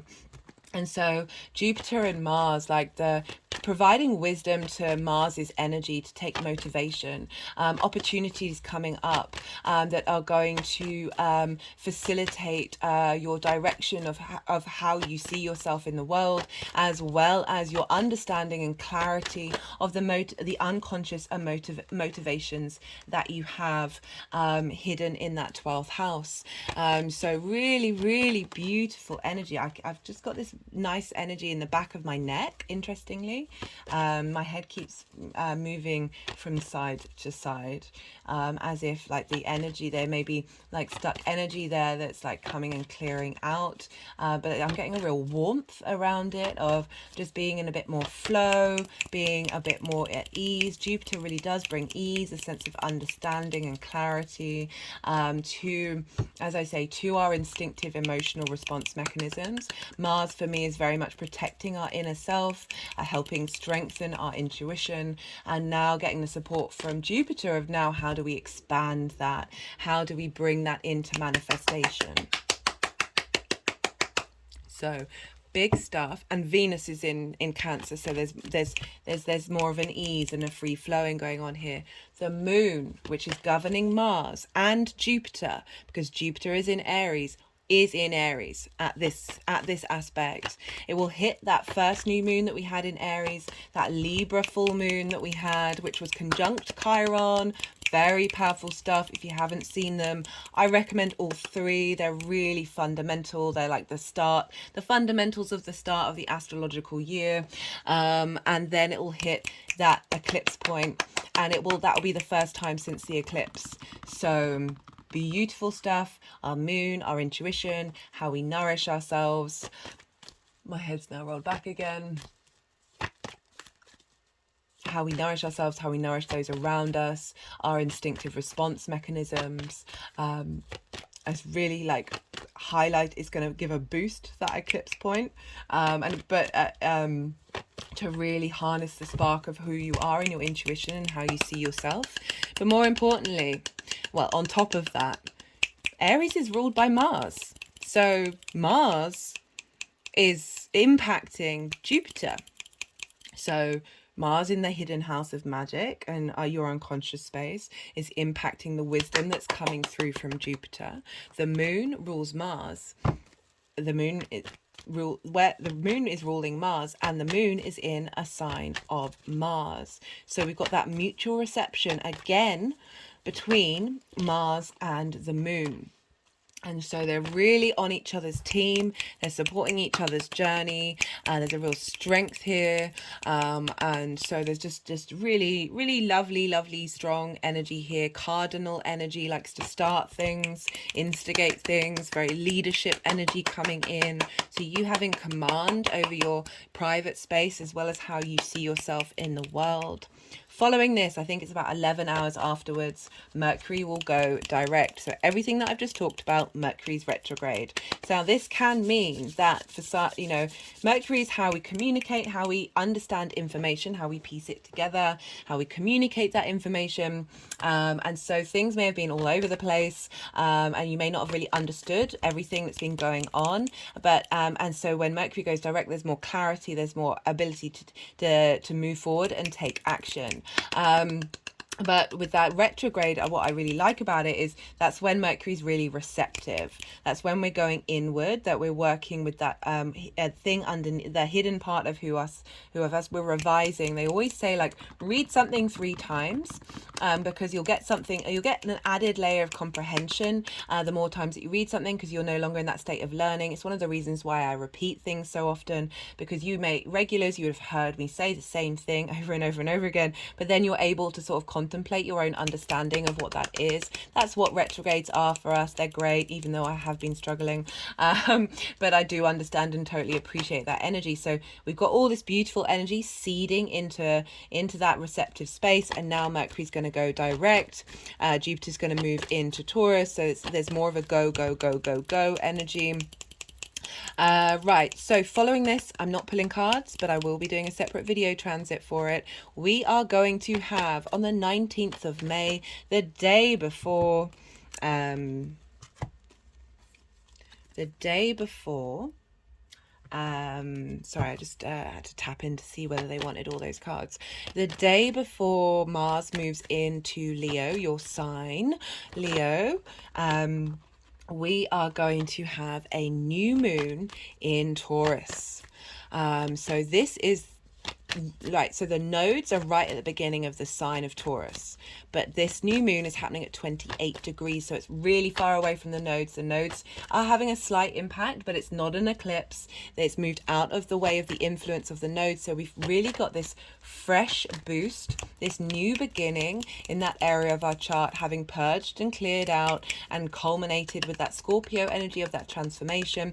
Now we're like, how are we embodying this? How are we moving forward with Taurus? What do we value? What do we care about on the physical realm, our physical senses? And so it's a real big new boost coming in, a new portal that we're walking through, having cleared out all of this stuff, that we're now like, hey, new beginning.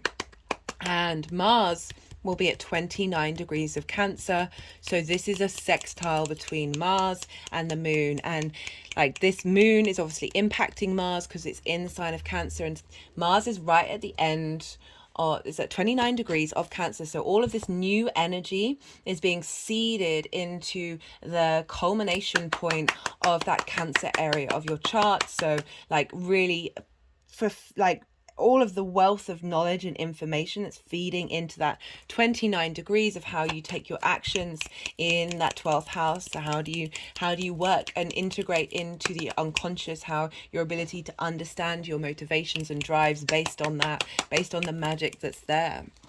So love this for us all. Right, that's everything I wanted to talk about.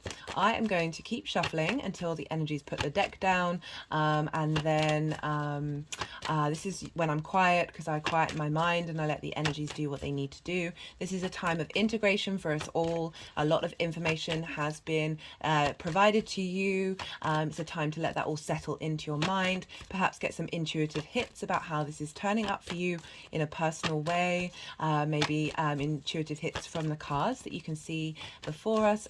So the energies will then move the cards around, want to do some energy work, and then I will begin talking again and applying the cards that come up in relation to the aspects that I've spoken about. I shall see you on the other side, guys.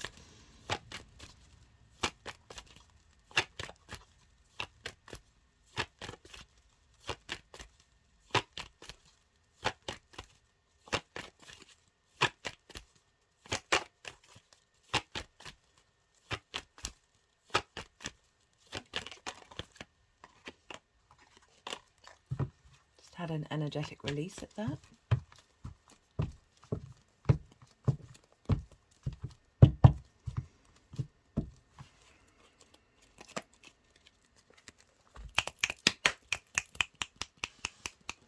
I might zoom out a bit because they've put some cards a little further down there.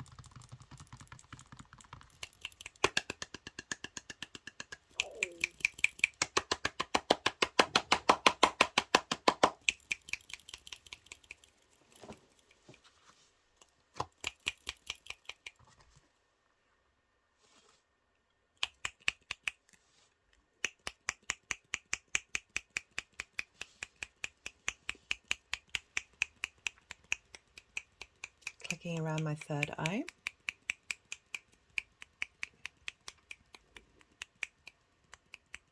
Around sort of where the third eye is for that figure.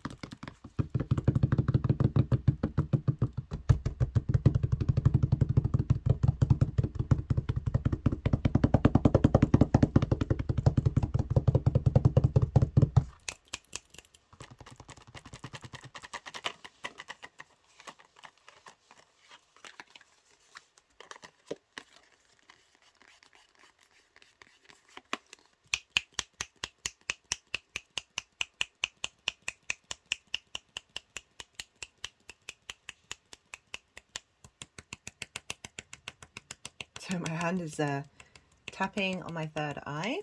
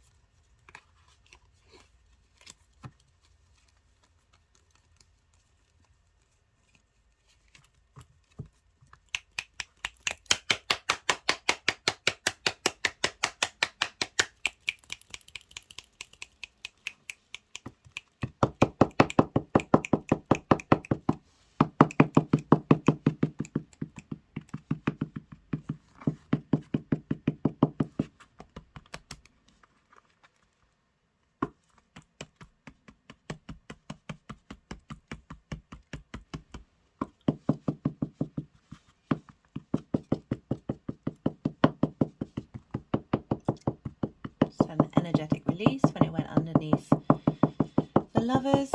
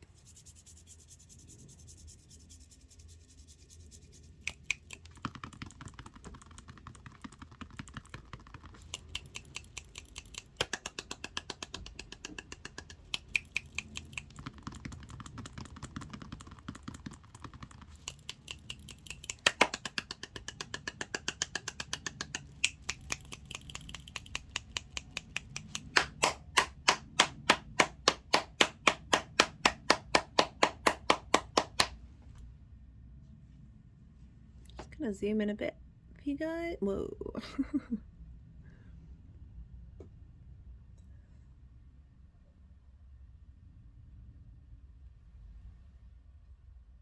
There we go.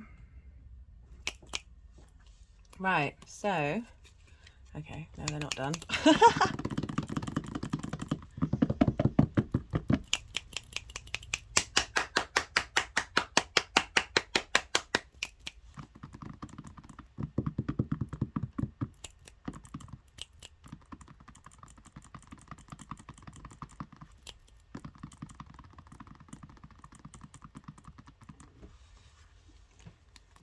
So this is for the sextile with Uranus and Mars being in Cancer. So they wanting to hold up the Death card and the Page of Cups in reverse here. Just have an energetic release.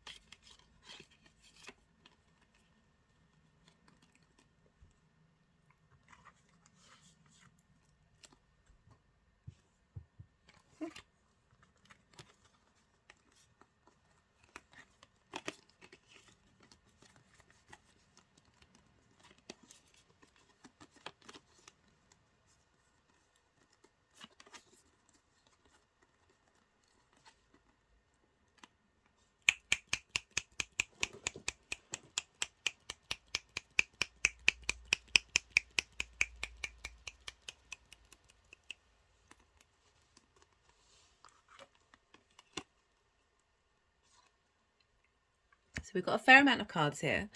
So in a lot of the readings, it's kind of being like, what's the general energy of Uranus moving through this sign?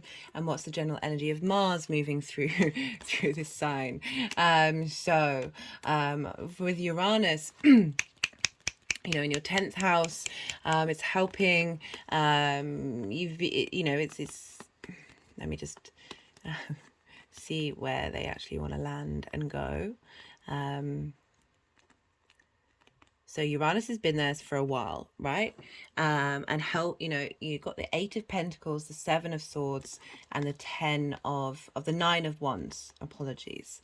And the 8 of, this combination of cards feels, with Uranus being in Taurus, in your 10th house of your life purpose, that, you know, you've been spending time cultivating the direction that you're heading in, appreciating that these things take work and take time, and enjoying the journey that you've been on. And with the 9 of Wands, it's kind of saying Uranus has helped you move through this energy of feeling like you aren't seen, but not only you are not seen for who you are, but you're attacked. That sense of the direction that you're heading, feeling quite exhausted by that, and that, you know, Uranus has helped you understand your own uniqueness and giving you some strong foundations, because that's in reverse now. That's sort of clearing out some of that energy. We've also got the 7 of Swords, and when this comes up with Uranus, this is being able to think differently, coming up with new strategies and new ideas about the direction that you want to be headed in. We've got the Death card and the 2 of Wands for Mars moving through Cancer. So death, this is sense of transition, of life, death and rebirth, of clearing out trauma responses, clearing out limiting beliefs. But there's a heaviness with death. As much as there is that sense of transformation, you know, we also do have the sun poking up here, but there is that sense of loss and grief of things that have passed, and also being in that space of that transformational space can be really heavy, can sort of hold you down, and it's a very intense energy with the 12th house of the death of versions of who you are.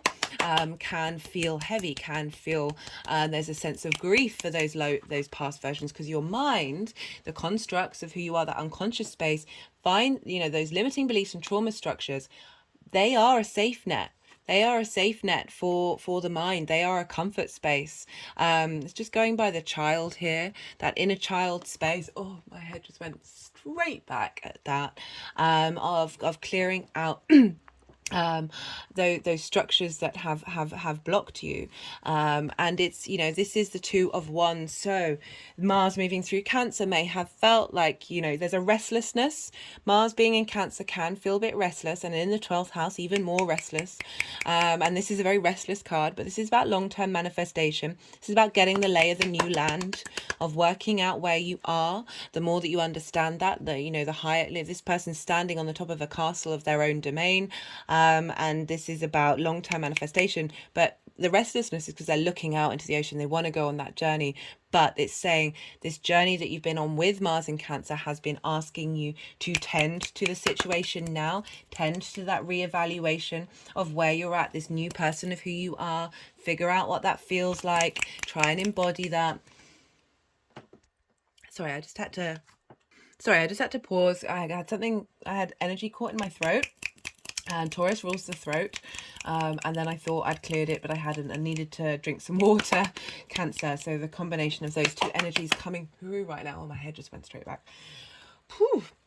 That it can be a difficult process to work out the true voice that's hidden underneath all those layers, and these energies are saying you've been working on it, you've been clearing on it, and now their combination of the two together, very, very powerful energy for this. So we've got the Page of Cups and the Ace of Swords. You know, Cups is very much obviously Cancerian energy, the creative, imaginative space that's hidden within you, your intuition. Pages are very vital. It's heralding in a new way of looking at things, but you've got the like really vital energy here. So Pages and Aces are very similar in their frequency, but the, you know, Aces are very much like a clean slate,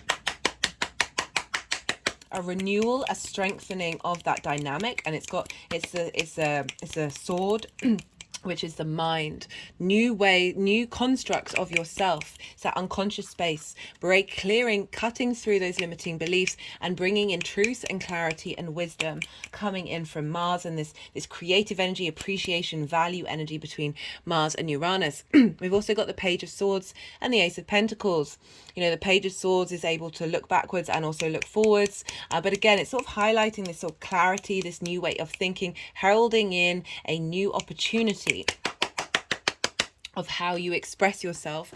With the Ace of Pentacles, Taurus is an earth sign of this, again, another ace, a vitality, a clean slate, a moving through a different frequency. I always say with this is that this is new earth. It's an easy term, it's a catch-all term, but for me that's like operating in the 5D, living in the 3D realm. So heralding in a new, like, swords are how you communicate, heralding, and with the ace, which can do with work in the physical form in your 10th house, of a new opportunity in the way that you give, in the work that you do, in the way that you communicate, like a really creative new way of new way of being expressed, and there's the opportunities opening up for you to solidify that, and frame that. You know, it is that sextile, that creation energy. So opportunities and renewal and a sense of refreshment coming in, not only in your 12th but your 10th, and bringing them in line with one another. Right, so we have for Neptune and Jupiter.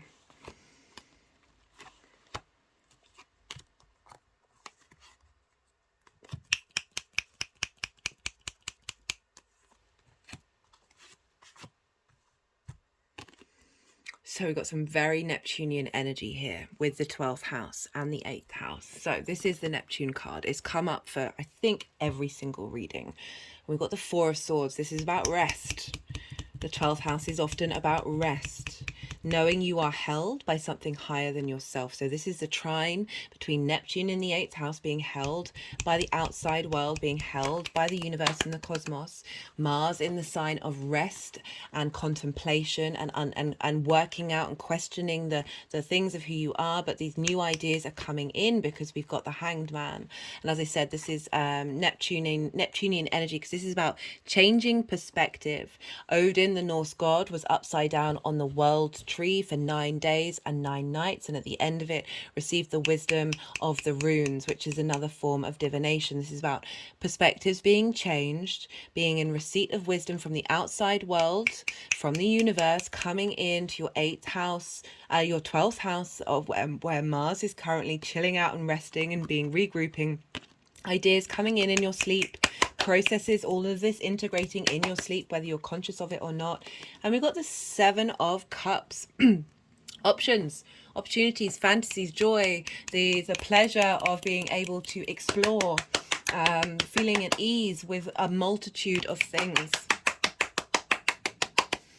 Again, cups, water, a new emotional connection to your hidden part of who you are, magic forming in many different ways, just a lightness to this, a dreamy space, being able to think outside of your current reality.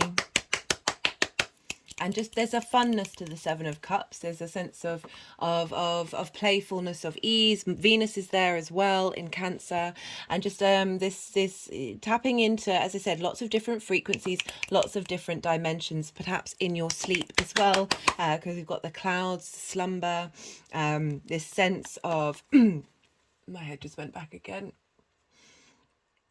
of integration of all the different versions of yourself or your soul coming together. We have, for speaking of soul integration, the 29-degree Jupiter squaring Mars. Okay, they just wanted to go by the Judgment card, the World card, and the Lovers card. So this influence of Neptune is being influenced by Jupiter. You know, Neptune, Pisces is ruled by Jupiter, and Mars is influencing Jupiter.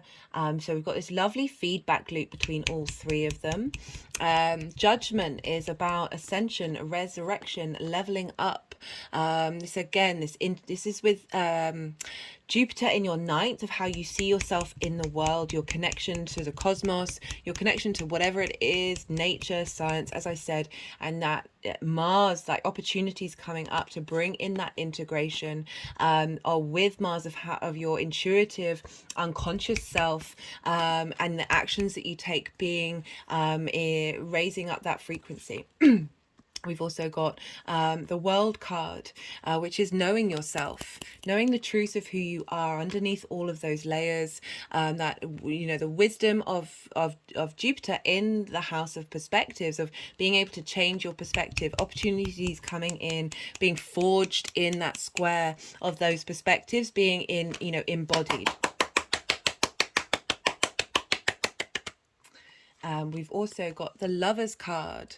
So this is about being at a crossroads, but more it's about integration for me. It's about integrating the feminine, the masculine, the spirit, the light energy, earth energy, animal energy, elemental energy, all together, integrating all of those parts of who you are, of that 12th house, those hidden parts, in order for then the actions that you take and the decisions that you make are suiting you, are from a very integrated space. So the crowning energy for this, really positive energy coming in, is the 9 of Cups and the 3 of Pentacles. So the 9 of Cups is wish fulfillment, but it's also about really being able to embody in every area of your life a feeling of gratitude and generosity and abundance. And I like this with the 12th house, of all the different parts of who you are, all of their cups being filled. That trauma being released. There's a real sense of understanding of the journeys that you've been on, and now feeling gratitude and abundance towards it. But then the more we do that, the more that we open up for collaboration. Always love this when it comes up for the 12th house, because it can be a difficult house, where you might not be in alignment with all those hidden parts of who you are. They're getting in your way. This is about not only collaboration but mastery, knowing your own inner mastery, and knowing the value that you have in order to share it, and this sense of understanding where you are in the world is from a place of I have something to share, because this is the square with Jupiter in the 9th, as well as with the trine with Neptune in the 8th, of giving give and take between you and the universe and you and the outside world, that all of these people have different skills to bring to the table, and they're creating something beautiful and long lasting. So this is your inner self, your inner world working together, all the different skills, that those hidden parts of you are coming together to fulfill something and create something that is beautiful, long lasting, as well as this balance between you and the outside world of your frequency matching that with what you're bringing towards you, as well as your understanding and the value of what your perspectives are and how you see yourself in the world. Beautiful energy. We have for the energies manifesting, cultivating and moving forward. We've got the Queen of Wands, the Magician, and the Six of Wands. So Leo energy, Queen of Wands here. Knowing your own command, knowing your own passions, knowing when to move on, knowing what to do, that sense of cultivation, of creativity, being able to go on a journey to explore things. We've got the Magician here, which is Mercury. This is action taking. You're now in a space where these are all very action taking cards of having been in a receptive state, of you being able to use everything that you've been cultivating and growing and integrating in order to take action, and be direct and move forward and facilitate your own place in the world. The Magician has all the resources that it needs and is able to use them together in order to create something, in order to bring something to life. Just had an energetic release at that. Yep. We've got the crowning. This is the Six of Wands. This is the victory card. This is about, again, these two cards, I love it when they come up for the 12th house, because the Six of Wands, this is about being celebrated, being victorious over what's gone on, but there's that the individual is being celebrated and at the forefront of the picture, but there's a crowd behind them. That person just didn't do it all. It's been through the support of a team. And I always see the 12th house as the place of where the team is, and they're now all in union and being able to take action that brings in a victorious sense of abundance. So those hidden parts of who you are, those traumas, places that energy's being transmuted, the limiting beliefs have been transmuted, the magic of you is able to come out and take action and be very in command of the situation in order to bring about a sense of victory, not only for yourself, but for your community as well, because it's not just an individual on the card. Right. I'm going to pull some clarification cards for you guys. All the decks are in the description box if any of them take your fancy. This is the numerology deck. So this is either going to be new messages that are coming through, and nuances to the messages we've already heard, as well as straight up repeating messages that we've already gone through. Okay, it's gone with the Magician to healing. For some of you, that might be how you take action is of deep healing, and not only for yourself but for other people. But through your movements, through the actions that you take are very magical and are healing on many different levels.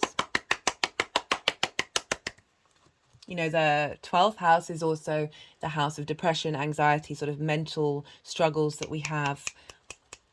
It's had an energetic release, that through this journey that you've gone on, that through your own experience, that you are then able to bring that frequency into others and help heal those around you and the community around you, because they really are trying to focus on that card. Right.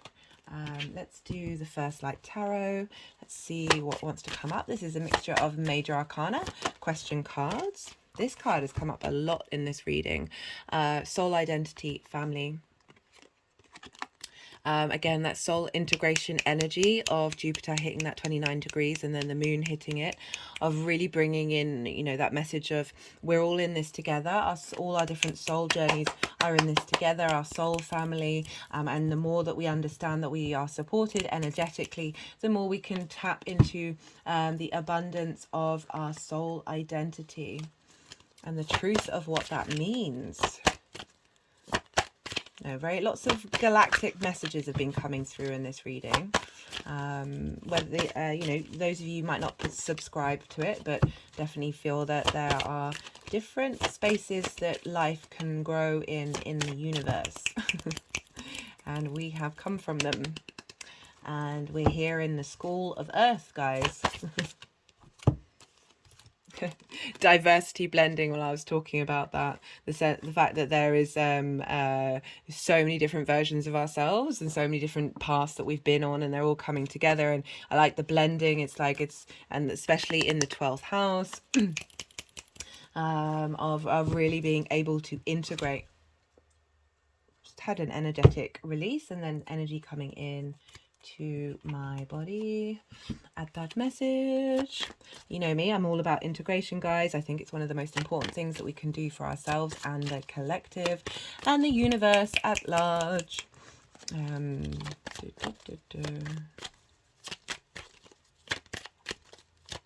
Right, this is the Oracle of the Rising Sun.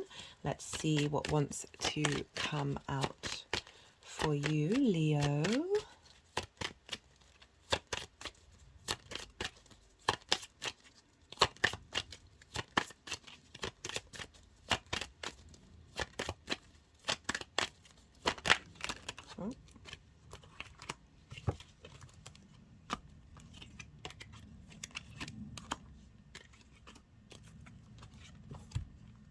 So we've got impulsiveness, order, and restlessness. It's quite a collection. Impulsiveness, definitely something, you know, a Mars energy, bringing order to that impulsiveness. So as I said, Mars is helping us get in touch with our intuition. So those impulses that you have are more in order with with clarity and understanding. You're able to through those actions that you do have a more understanding and command. There's a balance there of it not coming through those limiting trauma beliefs, but coming from that source essence. My hand has just gone over my solar plexus. Got restlessness as well. There's this, you know, you did have the Two of Wands, of that sort of, oh, when are we getting going, when are we doing, what's this all about? And with Mars being in Cancer, you know, especially as a fire sign, oh, we've got control as well.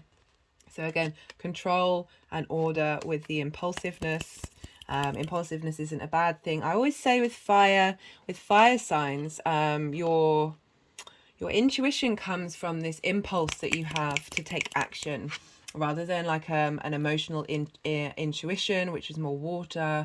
The fire signs, it's like all of a sudden you've got this idea that you want to do this thing, and that's coming from your intuition. That fire is very it's a fast moving element. It wants to create, it wants to bring things, it wants to move. It's that that passionate energy.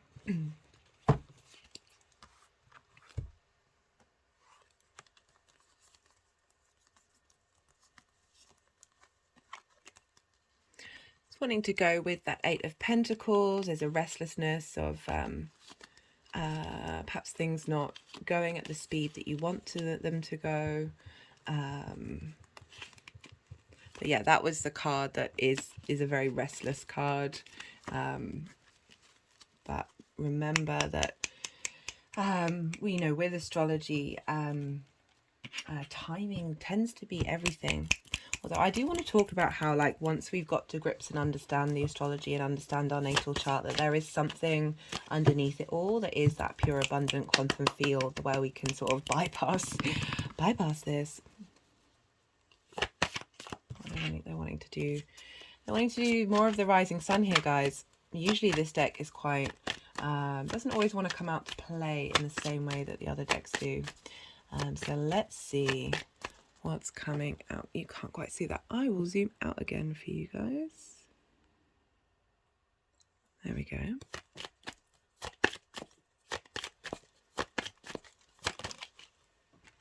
Got optimism. Great. Feeling good about you'll feel good about those impulses. Okay. do, nope, let's do the numerology deck again.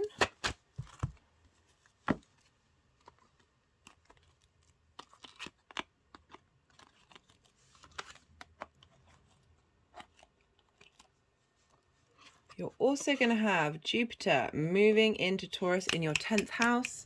This can bring a sense of abundance and opportunities into your life purpose. I will be doing a separate Jupiter in Taurus transit. So just because they're going over that chrysocolla, which is a Taurus crystal of you, there's also Uranus. They put the Uranus aspect there, but just wanted to bring in Jupiter here. We do have, you know, one of the cards is Control, which is Jupiter in Capricorn. Right, let's see what wants to come out from the numerology deck for Leo. 3 cards. Spirituality, nature, communication.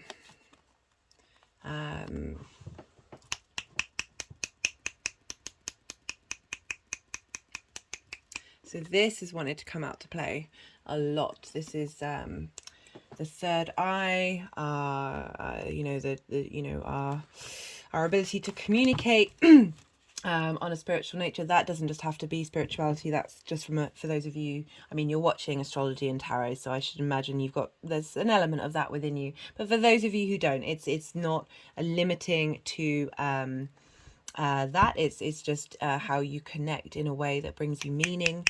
Nature, getting you in touch with your true nature. And your ability to communicate with that. Right, I'm going to pull a final message from the First Eye Tarot. Let's see what wants to come in. Really like this spread for you, Leo, because the 12th house can be difficult. And it's nice to see that there's some harmony coming in.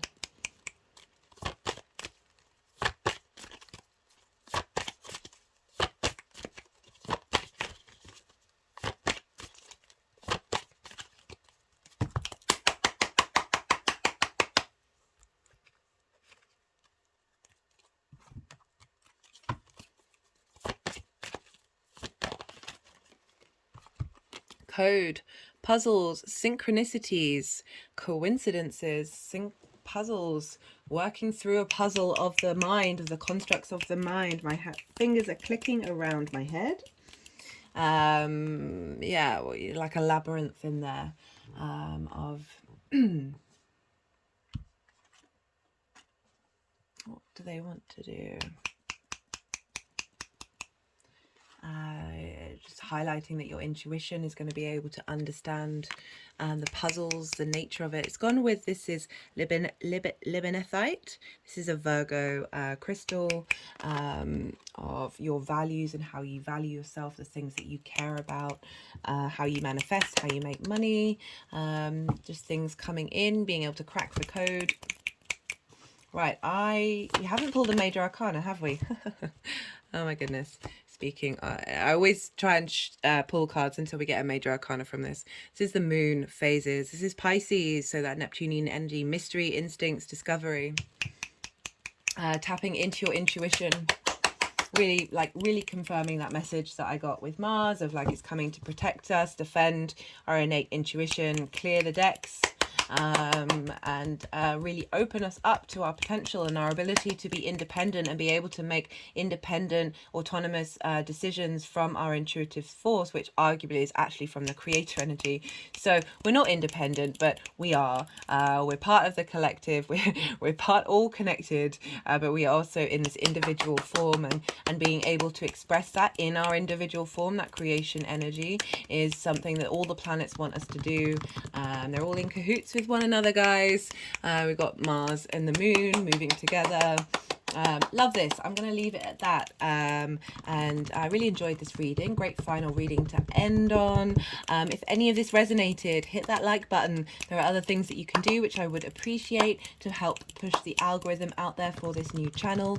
But on a personal note, I would just love to hear from you. Love to hear how the astro weather is affecting you out there. Be good to yourself, Leo. Be good to those around you. And most importantly, be well until we meet again.